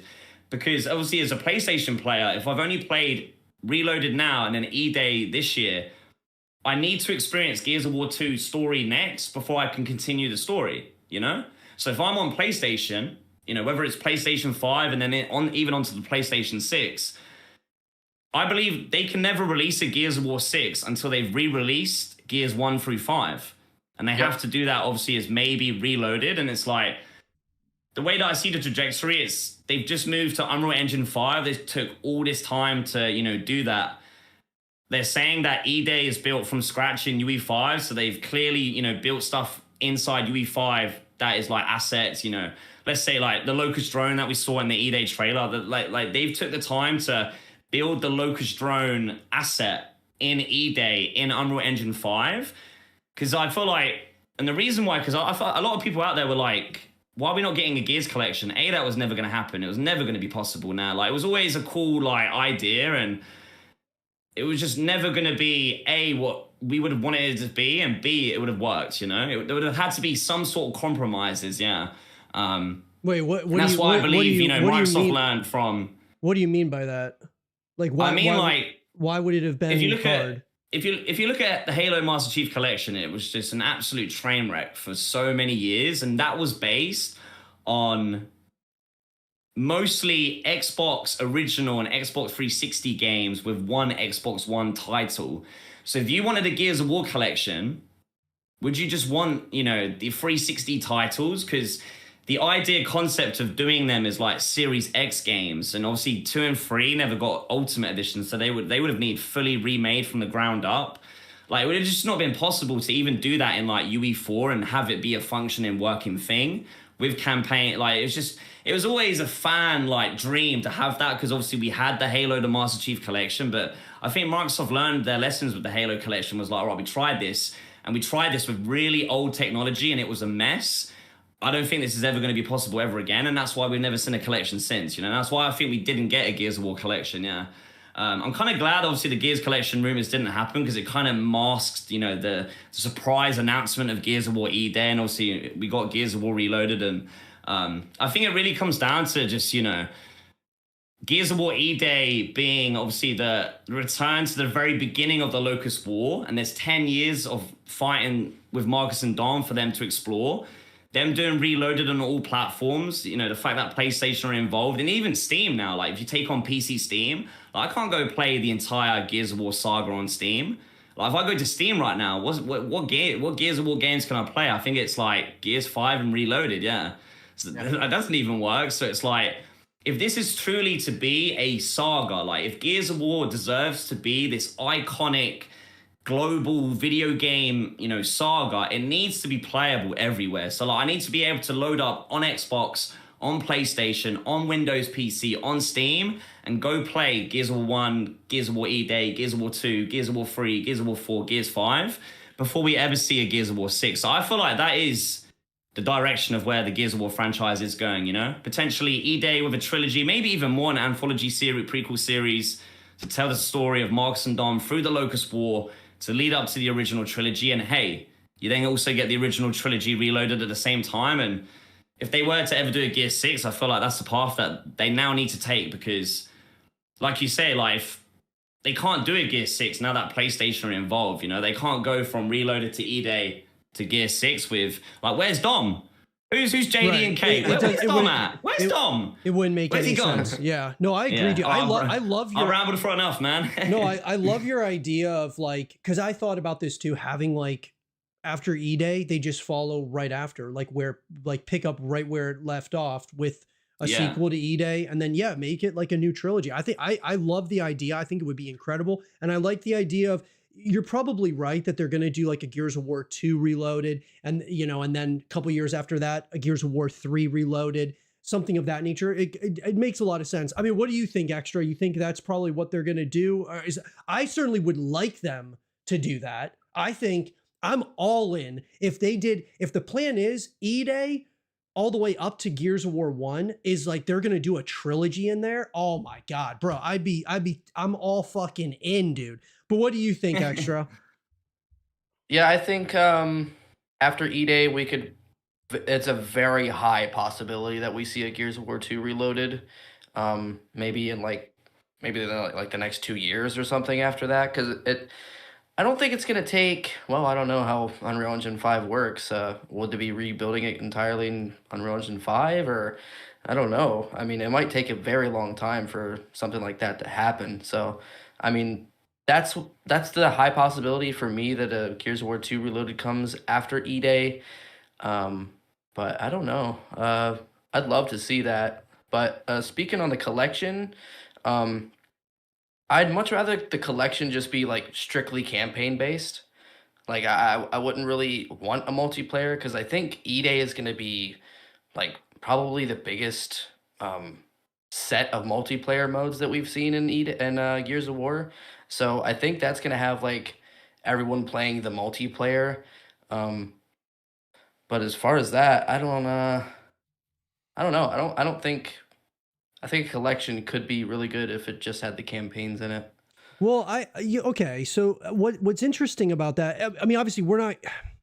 You're talking about the collection being 2 and 3. Mm-hmm. Well, 1, 2, yeah. Reloaded. Gears of War 1 Reloaded. 2 Reloaded. My thought about that. I mean, it's kind of a moot point because they're not doing it. But like, if they did do the collection, I would have liked them to have like you have 1, 2, 3, the stories, but there's like one multiplayer. You know, there's like one multiplayer that it's not like you're separating the community between 1, 2, 3. It would be like one multiplayer that like has the best maps, modes, you know, all that stuff. Same kind thing of like Delta Online in a way. Kind of like that. I think that would have been kind of cool. But obviously the collection didn't happen. So, you know, here we are. But speaking about like multiplayer and stuff, as well as like even the co-op modes for E-Day, you know, one of the things, guys, that is interesting to me is obviously there's more than likely, you know, E-Day's being built from, you know, the ground up here. So obviously they're going to bring back certain things, as we mentioned earlier, in relation to like some of their game modes and things of that nature. More than likely, you know, you have your horde mode, you have your multiplayer, you have your campaign. But the question is like, what else could they add here that could really be super compelling? I mean, obviously there's certain game modes that I've really liked that the Coalition has introduced. that being like escalation. I love escalation. I think it's an awesome game mode. Extra, you had mentioned, I think, what was it? Dodgeball you had mentioned last. Yeah, dodgeball. There's a number of really cool game modes. The question is though, do you feel that we should be focused more on kind of the past in terms of what worked, or should we look at like creating new ideas? So like, let me put it to you like this. When I look back on, let's go back to like Gears of War 3, that full package that they had there. They had, obviously your story, your multiplayer, your co-op modes, and they innovated in certain ways with each individual. Like, it was like how they were able to top Gears of War 2 in a number of ways was unbelievable to me. But the fact of the matter was they improved horde mode, with like fortifications and things of that nature. They added beast mode, this role reversal of horde mode. Should they bring back some of those modes, or should we be kind of sticking to the things that, or sticking to like the coalition, like keeping like full creative control of creating new game modes and things of that nature? Because to me, I look at like, for example, new maps. I would love to see at launch for E-Day, all new maps, all new, nothing reused. Bring those back in, like, whether they do a seasonal system or something like that, add some of those, the old maps, like just to kind of, obviously like the classics, bring some of those back later on. I don't think that they need to have them day one. And the same thing goes with like, even, obviously horde mode is a classic. It is a staple of Gears of War. I would love to see them bring beast mode back. But I would love to also see them maybe add some new modes as well. So when I look at like multiplayer and co-op, there's certainly things that you have the core of what Gears of War is that is very important to stick to. But I also would love to see them add some new stuff, add some new modes. Certainly the maps. I think adding new maps and compelling maps, horde mode, innovating with like maybe having the emergence holes are now bringing down buildings. You have maybe happening in multiplayer as well. Maybe you have the battle royale thing has been something a lot of people have been talking about lately, but I kind of look at it like, let's focus on like the core of what Gears of War is first, and then, kind of take steps from there. I don't know. I mean, Xtra, you and I have talked about this quite a bit off camera, on camera. Do you think that this should be a lot of like fan service that's coming into E-Day in terms of what the coalition does for, let's just say, like, let's start with the maps, and then we can kind of start like going into the weeds here with the weapons to the different, the locusts, like the different characters that are coming into the fray. Do you think that we stick to kind of the reminiscing in the past somewhat, or do you think that we've got to, from day one, really be innovating in a major way with E-Day?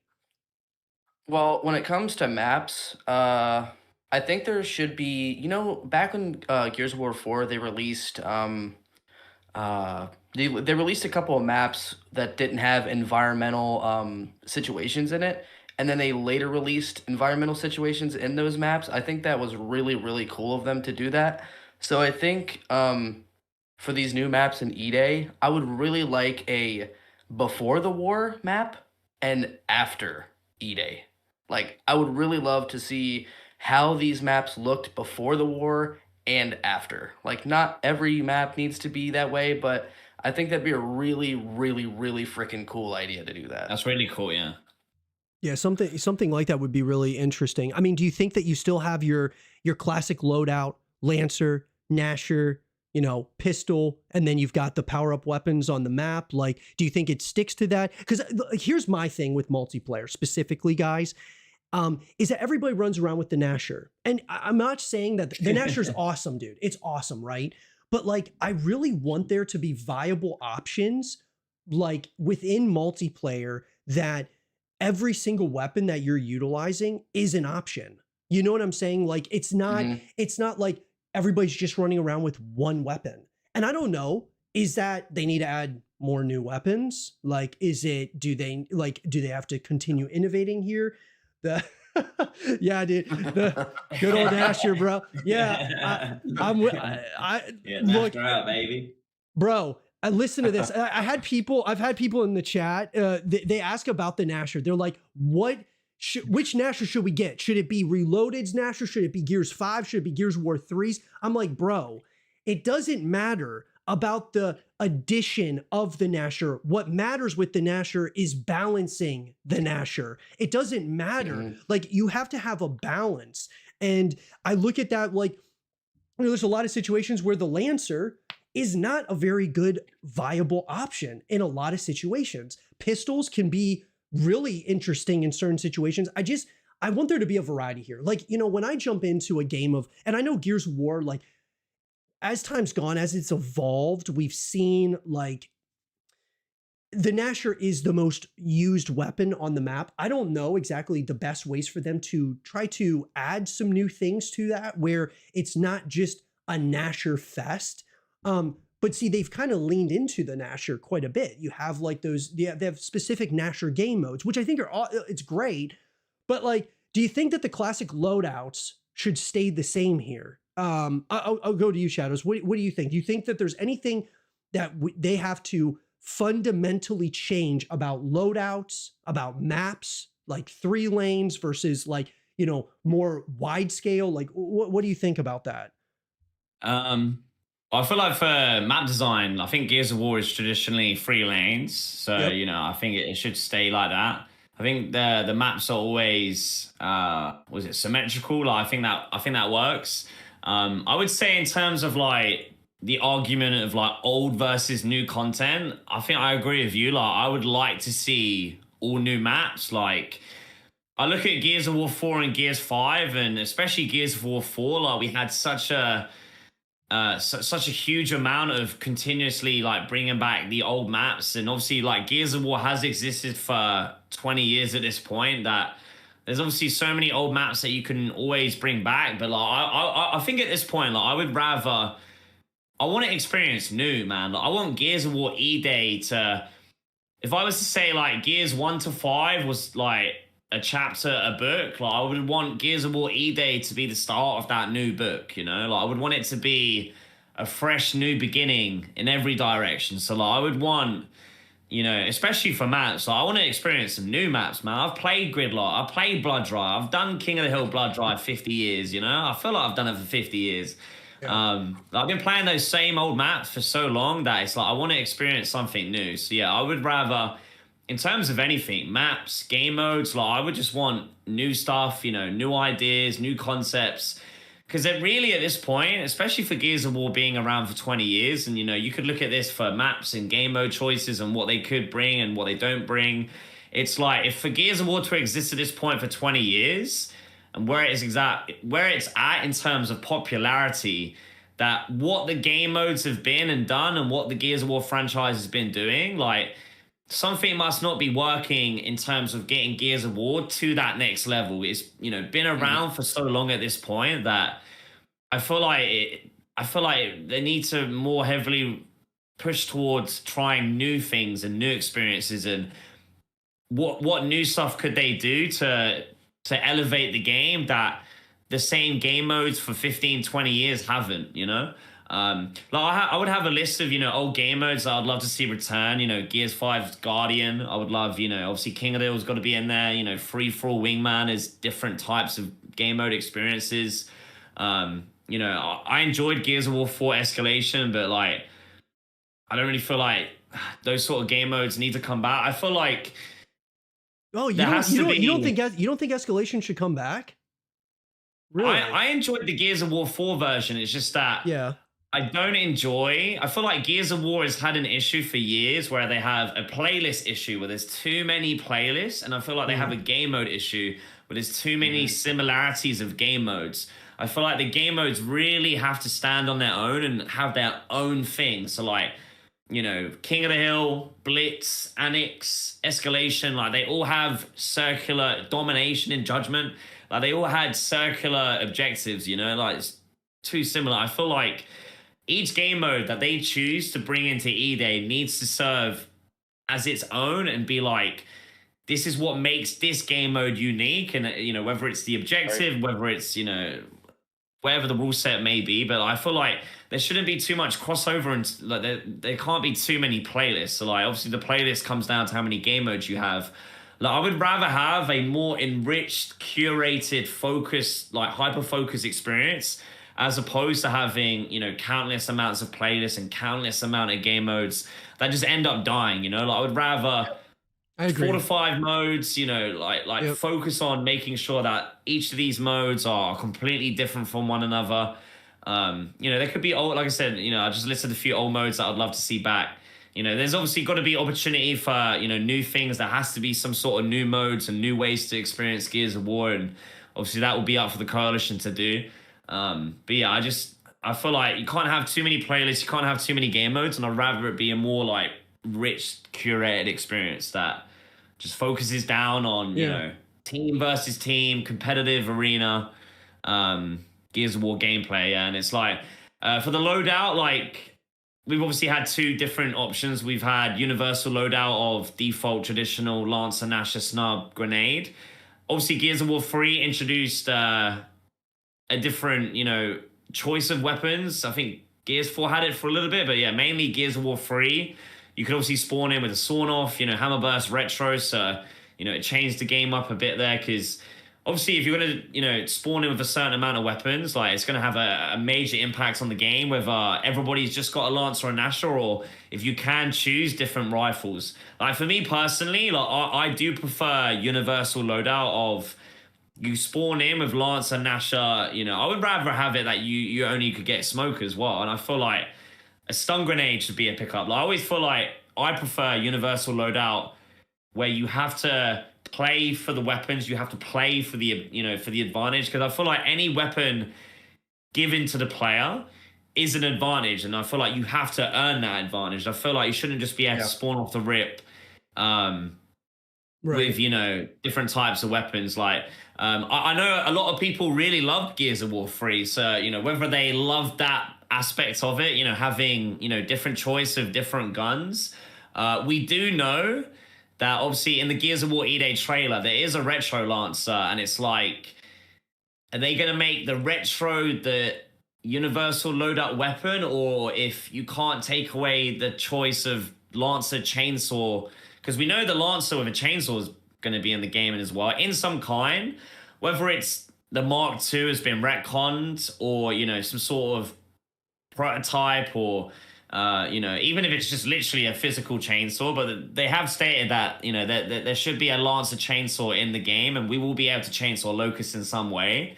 So if you factor that into the choice for loadout, like, could you say that if you were to force players to have Retro Lancer like default, and you couldn't choose the chainsaw Lancer, like, would that cause issues? I would imagine so, because obviously it's just a, you know, iconic Gears weapon. Yeah, so how do they obviously handle that?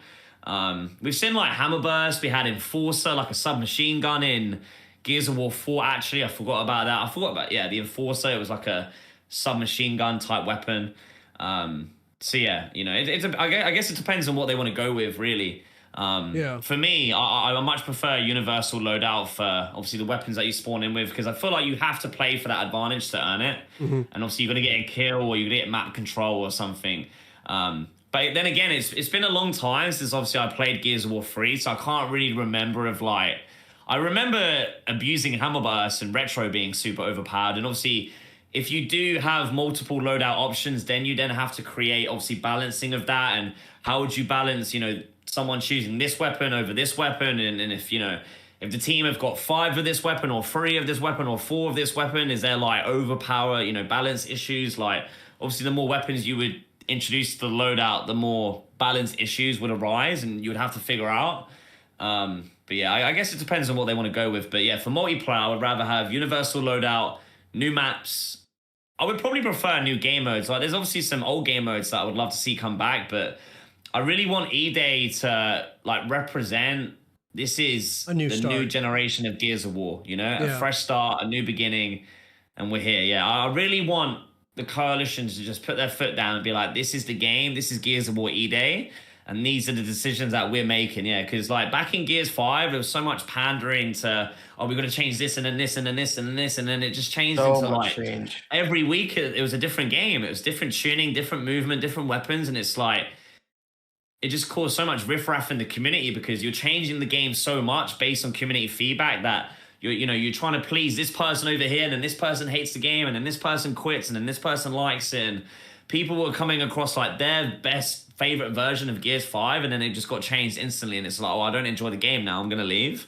So I feel like they need to sort of set the guns, like this is Gears of War E-Day. These are this is the gameplay. These are the modes. This is the maps. This is what we're going to do. And this is what we're going to do, so. Do you think, okay, I want to ask you guys this real quick. In terms of like the way that they're putting the game together, like, and specifically like multiplayer and things of that nature, do you think that they have in the back of their mind that they're bringing Gears esports back? Do you think that they're going to bring, like, they want to have a competitive scene once again? And I said this earlier, I don't think that it should be something that's like at the forefront, like it gets announced immediately. It should be something that like, let's bring Gears back, and then let's, like announce it later. Cause I think it will be great for the scene. Especially if the game does great. But do you think that they have esports in their mind as they're making this game? What do you think, Xtra? I don't know if it's like a right away thought for them, but thinking back to Gears of War 4, that was a pretty big piece of the multiplayer was esports. Yeah. And so I think they could be thinking about it. But I think they're so focused on making this game good for new players that I don't think it's a big thought in their mind. I think they want to get it like really solid, really consistent, and then focus on something like that. Because Gears 4 didn't have esports for I think a year. Was it a year, or was it right away? I don't remember. When's this? For Gears of War 4, when did they announce Gears esports? It wasn't even Gears esports. It was the Gears Pro circuit. I'm trying to remember. Yeah, I forget. So they did. They had the ESL Pro League for Gears of War Ultimate Edition, which was like a limited amount of pros, limited amount of teams selected, and then at the end of that, they announced the Gears of War 4 $1 million prize pool. So they had a year of Ultimate Edition esports, straight into 3 years of Gears of War 4 esports, into obviously a couple years of Gears 5 esports, and then it ended, yeah. So they had it all throughout Gears 4's lifespan? Yeah, the entire game, yeah. Yeah. I think the first event was, when did the game come out? October. I think it was either November or it was definitely December, because I went to there was a London LAN event like a few months. I think London might have been, was it the first event? I don't know if they did Columbus first, but yeah, there was maybe potentially 1 to 2 esport events within the first 3 months of the game launching. I think that's a good idea for E-Day. Not like not think about it right away, but then see what the community's doing and then put into esports or see what's going on with the competitive scene of it. I think it has to be like, I just feel like it has to be built first. Like I look at games like Call of Duty. I mean, dude, bro, it was fully built from like, I mean, a lot of it was built from content and content creators and stuff, and people had brands built around themselves. And then they decided, you know what, we're going to go ahead and we're going to watch this player play at the highest level of this thing, and then, go from there. But it's hard to say, dude. I mean, I'm excited about the possibility of the esports scene, but I think that one of the ways that the esports scene, I feel, for Gears somewhat failed was just not enough of the players were streaming, were creating content. They weren't building brands around themselves.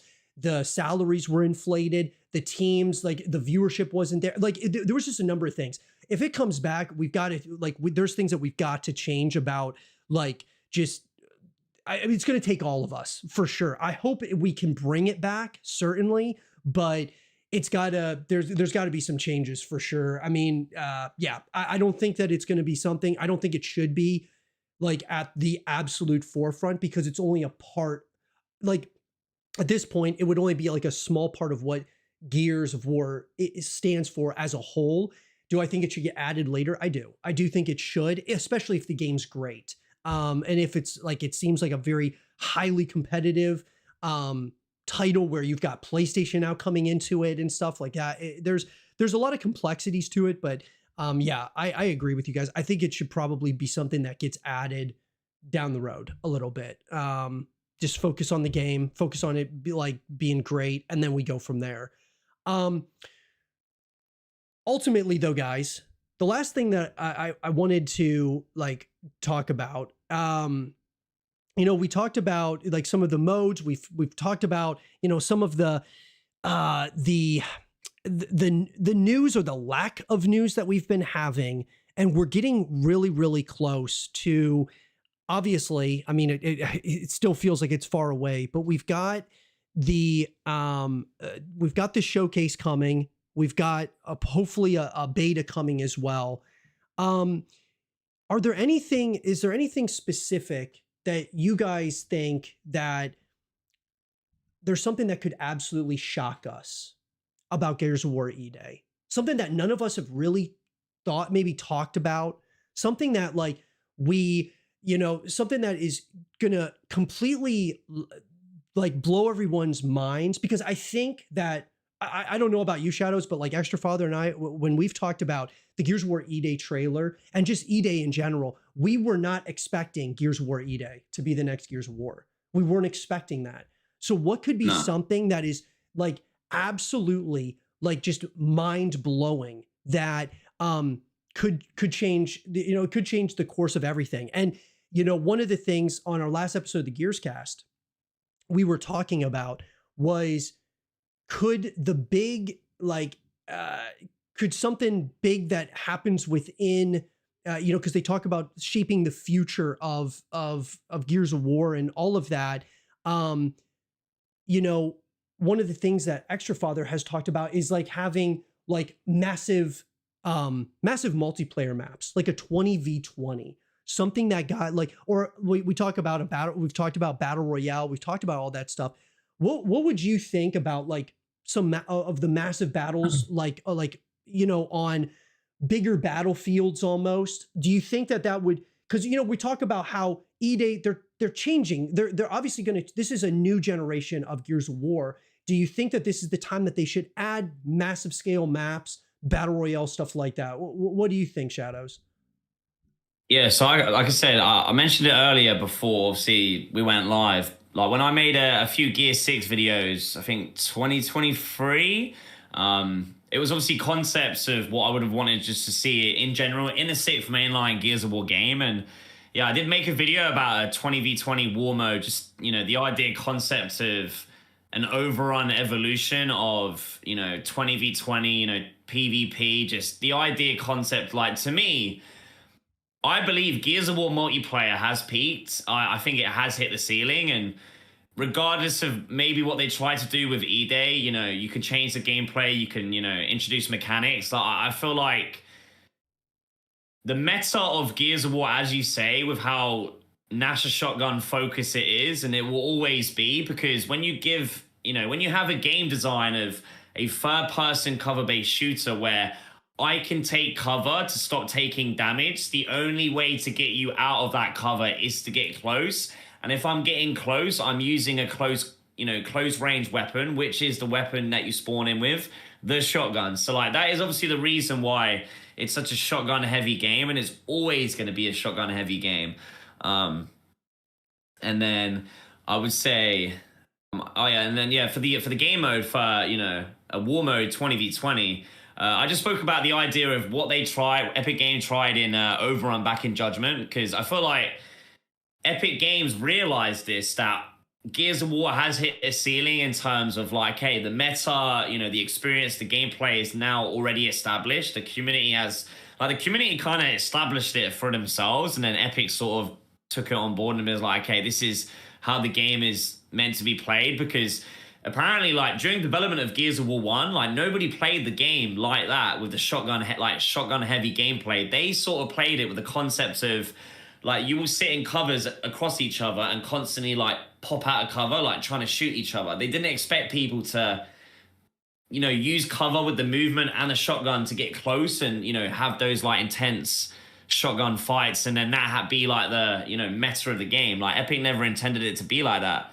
And that's why, like, through the trilogy, they did things, especially game design wise, to try and take away from it being such a shotgun heavy game.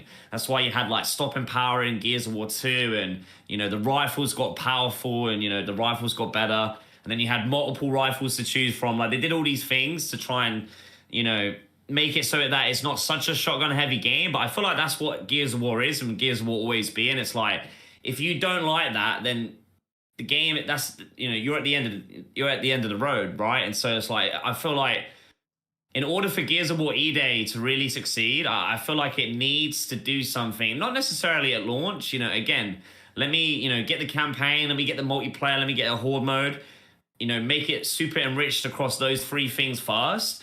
And then I feel like they really do need to have some sort of like major expansion plan post-launch, you know? Like, I would love to see, obviously, the war mode 20v20. You know, you could make it like very similar to Star Wars Battlefront 2, the Supremacy game mode in there, where it was like faction based. So you got the COG faction versus Locust faction. You'd have like a giant map where the COG and Locust have a base on each side, and there would be a neutral objective in the center, and you have to fight over the capture of the neutral objective before you get to then move on to try and eliminate the enemy's base. And if you obviously destroy the enemy's base, you win the game.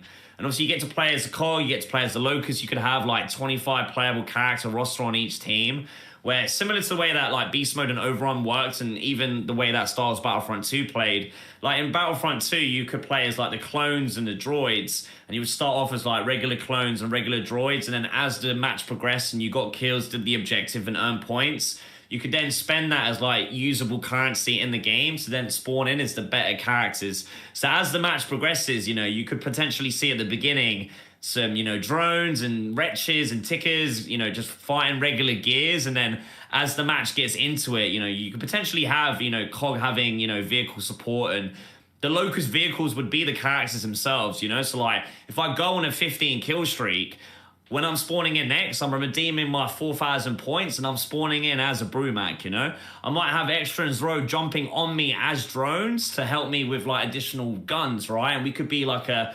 3-man walking Brumac tank, like 3 players is, you know, one thing. And obviously we've earned that, right? As a sort of like kill streak within the game mode, like as a playable character, you know? I feel like Gears of War needs something like that. Obviously you could do a battle royale. I don't know if we've gone past the Battle Royale stage, but even looking at the E-Day trailer, you saw the city at the end. Like, what if the city is the map, you know? Like, what if that was the Battle Royale map? Yeah, like, we all parachuted into that city. You saw, like, the giant bridge. You've got, like, the skyscrapers. So, you know, you'd obviously have, like, multiple points of interest. And I've always felt like they could have done a Gears of War, you know, Battle Royale. It'd be even, like, a standalone game. Call it Gears of War Emergence. And, you know, you could obviously have it be a live service thing where you could have followed the Gears of War story narrative from Emergence Day onwards. And as the story, you know, shapes the live service, it obviously impacts the map, and, you know, you can introduce different maps. And I feel like Gears of War needs to do something like that. Yeah, like, I feel like while campaign versus, you know, horde mode is great, I probably feel like horde mode has more potential than multiplayer does at this point. So they might even really invest into that. But yeah, I feel like at this stage in the life cycle of Gears of War going on 20 years, you know, we have a reset point right here. That across the board, that I feel like, the campaign, multiplayer, and horde mode needs to be up to scratch, but then you've got to look at doing something else post-launch, you know, major, whether that would be a battle royale, whether that would be like a war mode. I feel like there needs to be a new way to experience PvP multiplayer in Gears of War alongside the arena. Like, never, you know, replace or remove the Gears of War versus multiplayer. But I feel like if that isn't for you, there should be something else. Like, okay, if you're not about the sweaty arena multiplayer, how about you come play, you know, this war mode PvP game mode, right? Where you don't have to sweat it out. You know, you enjoy it, you have a good time. You play as a wretch, you play as a boomer. You know, you just enjoy yourself. You know, you get a bunch of mates on and just have a good time. And really, it would just be based on the premise of, like, we've seen all these awesome trailers over the years. Let me play that. Like, go back to the original trilogy, like some of the Gears of War 2 trailers. Like, you got the Rendevar with Death when, like, he comes underground with the meat shield, and you see the battlefield, and like, let me play that. Let me play. Like, I feel like, oh shit, like, I'm going to war, like, as the Korger, I'm fighting for the queen on the Locust side. Like, let me experience those story epic moments, but in a PvP experience that makes it feel like it's a part of like the greater Gears of War universe. Because that could sort of be like the connecting bridge between the whole game. You know, you could have campaign, which is obviously story driven. You got versus multiplayer PvP. You would have horde mode PvE.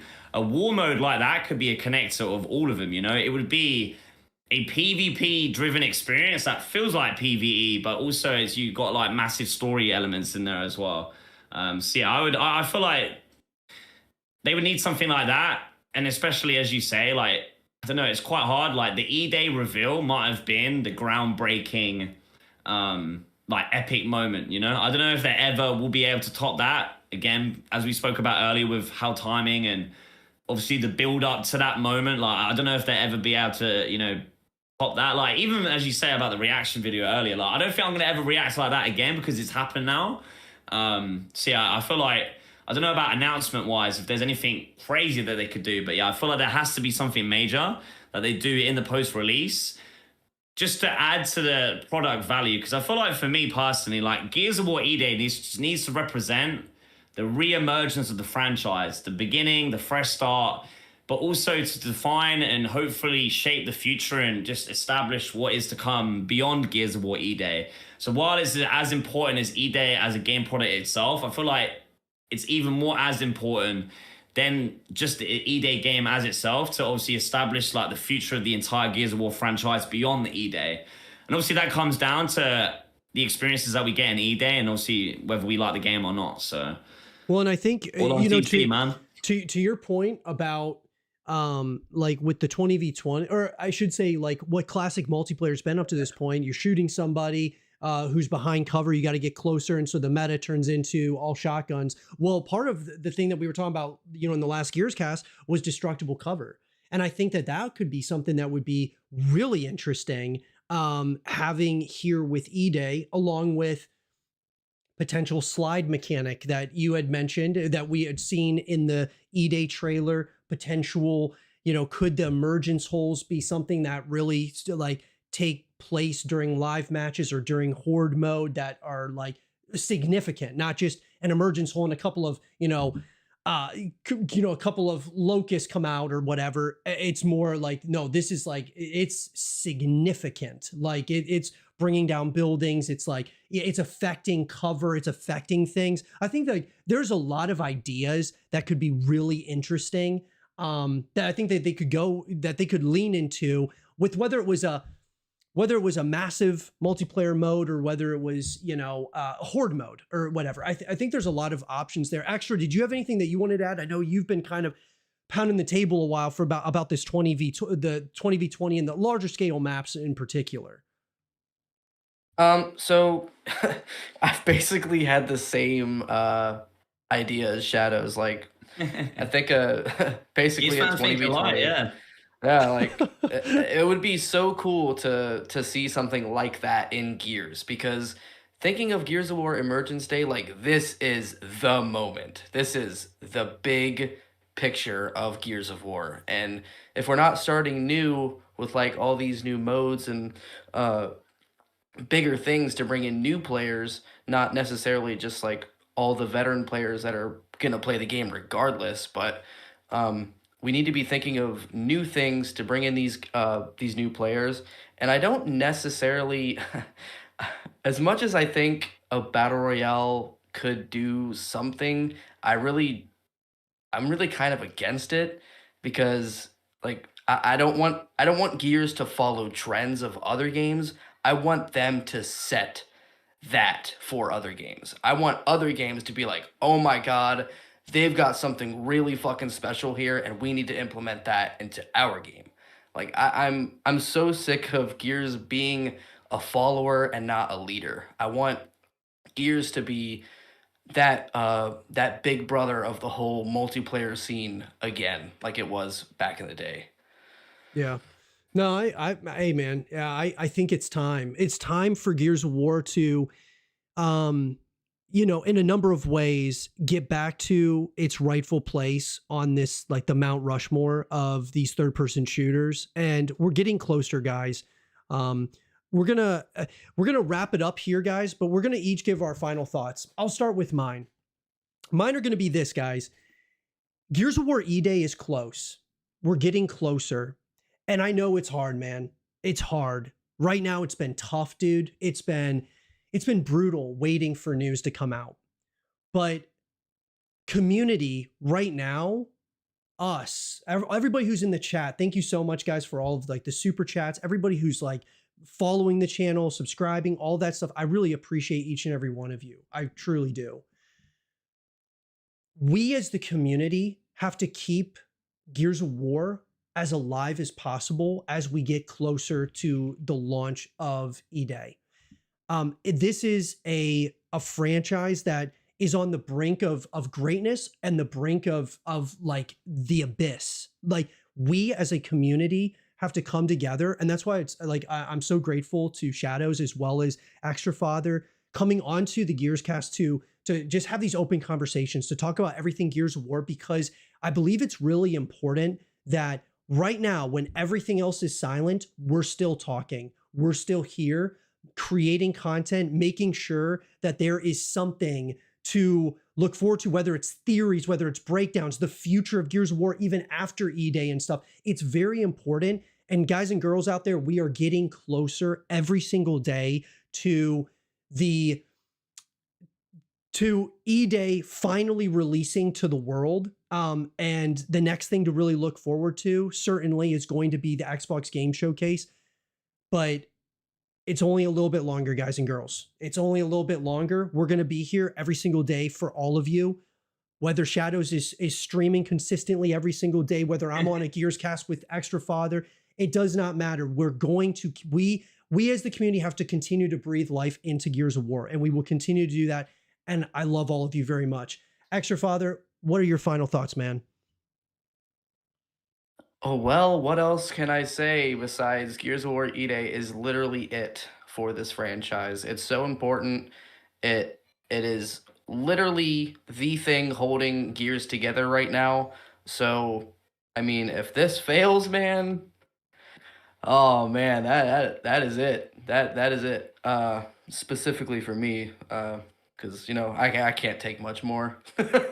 I can't take much more of it. But I'm so glad to be on this podcast with you guys. Shadowz, you've been, God, I've been watching you for forever. So like to be on a podcast with you and talk to you was really fucking cool. So I just want to say thank you to you guys for letting me be on this Gears Cast once again, and I'm always looking forward to the future. Let's fucking do it, dude. And Shadowz, I appreciate you being like coming onto the Gears Cast. I know you're busy with all the content that you got going on and all that stuff. I appreciate you taking the time, man. What are some final things that you want to say to the Gears of War community, dude, as we're getting closer to E-Day's launch here? Yeah, I'll just say, obviously, thank you for the invite. It's been great to meet you here, and it's fun. I'm always down to talk Gears of War, man. I love it. I absolutely love it.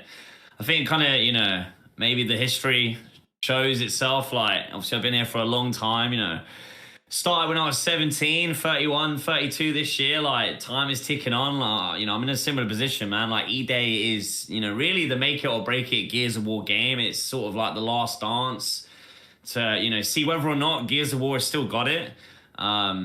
Yeah, it's been a crazy journey, man. I just want to, say shout out to everybody for watching, whether it's today or over the years.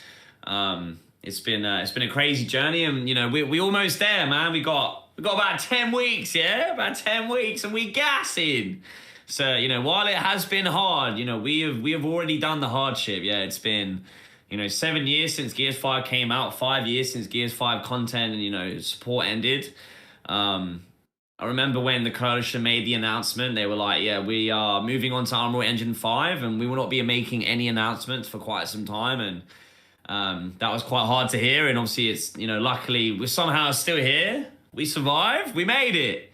Hopefully we survive, I should say, man. Yeah. Don't get taken out by the locusts. But yeah, we are not that far away. We are a few days away from April. We got to get through April, get to May. You know, we should get some sort of Xbox game showcase announcement. As I said, you know, it could be as early as April 7th to the 14th. If they go with what they did last year, you know, if not, it'd be sometime in May. So if it were to be, you know, like I said, possibly a Gears of War E-Day Direct, as I mentioned in my where is Gears of War E-Day YouTube video yesterday? I saw a few. I think Xtra, you made one of those videos recently. I think I saw a couple of those, and then I saw Cliff Brzezinski tweet, "Where's E-Day Alpha?" All right, let me have a chat, man. Let's have a conversation. Yeah. Yeah. So yeah, we should be you know, we should be gassing real soon, man. It shouldn't be that far long. So yeah, I'll say, hold strong, hold the line. Hold the line. Hold yo. We're almost hold the there, ground, guys. man. Yeah, Lucas are coming out, almost. I mean, it's closer than it is far away, because far away was after they, you know, stopped supporting Gears 5, Gears Esports got closed up, shut down. Those were the trenches. Now it's about, okay, how can we build as much hype before E-Day comes out, you know? And then once E-Day's here, how can we fucking take this shit to the moon? And it's going to take everyone. It's going to take all of us, man. Like it's going to be a grind unlike anything, but I'm excited for it. I'm looking forward to it, guys. And I appreciate all of you who are watching, who have been watching the Gears Cast, guys. Once again, really appreciate all of you. If you guys enjoyed this episode of the Gears Cast, do me a favor, in the description down below, Xtra Father and Shadowz, their links are down there. Go subscribe. Shadowz is almost at 100,000 subscribers. Hey. So let's get this guy to 100K. And then Xtra Father and I, we're on the push, on the pursuit to 10,000 subscribers. So let's fucking go. Come on. But I appreciate all of you. If you guys enjoyed it, make sure that you leave. 10,000 is big, man. 10,000 is big, bro. We're getting there. It's coming, dude. But that being said, guys, I hope you guys enjoyed it. If you guys did, make sure that you leave a thumbs up. Subscribe if you're new. Stay positive. Just keep grinding. And as always, I will see you guys all in the next one. Peace out, guys. Peace. See you in the next one.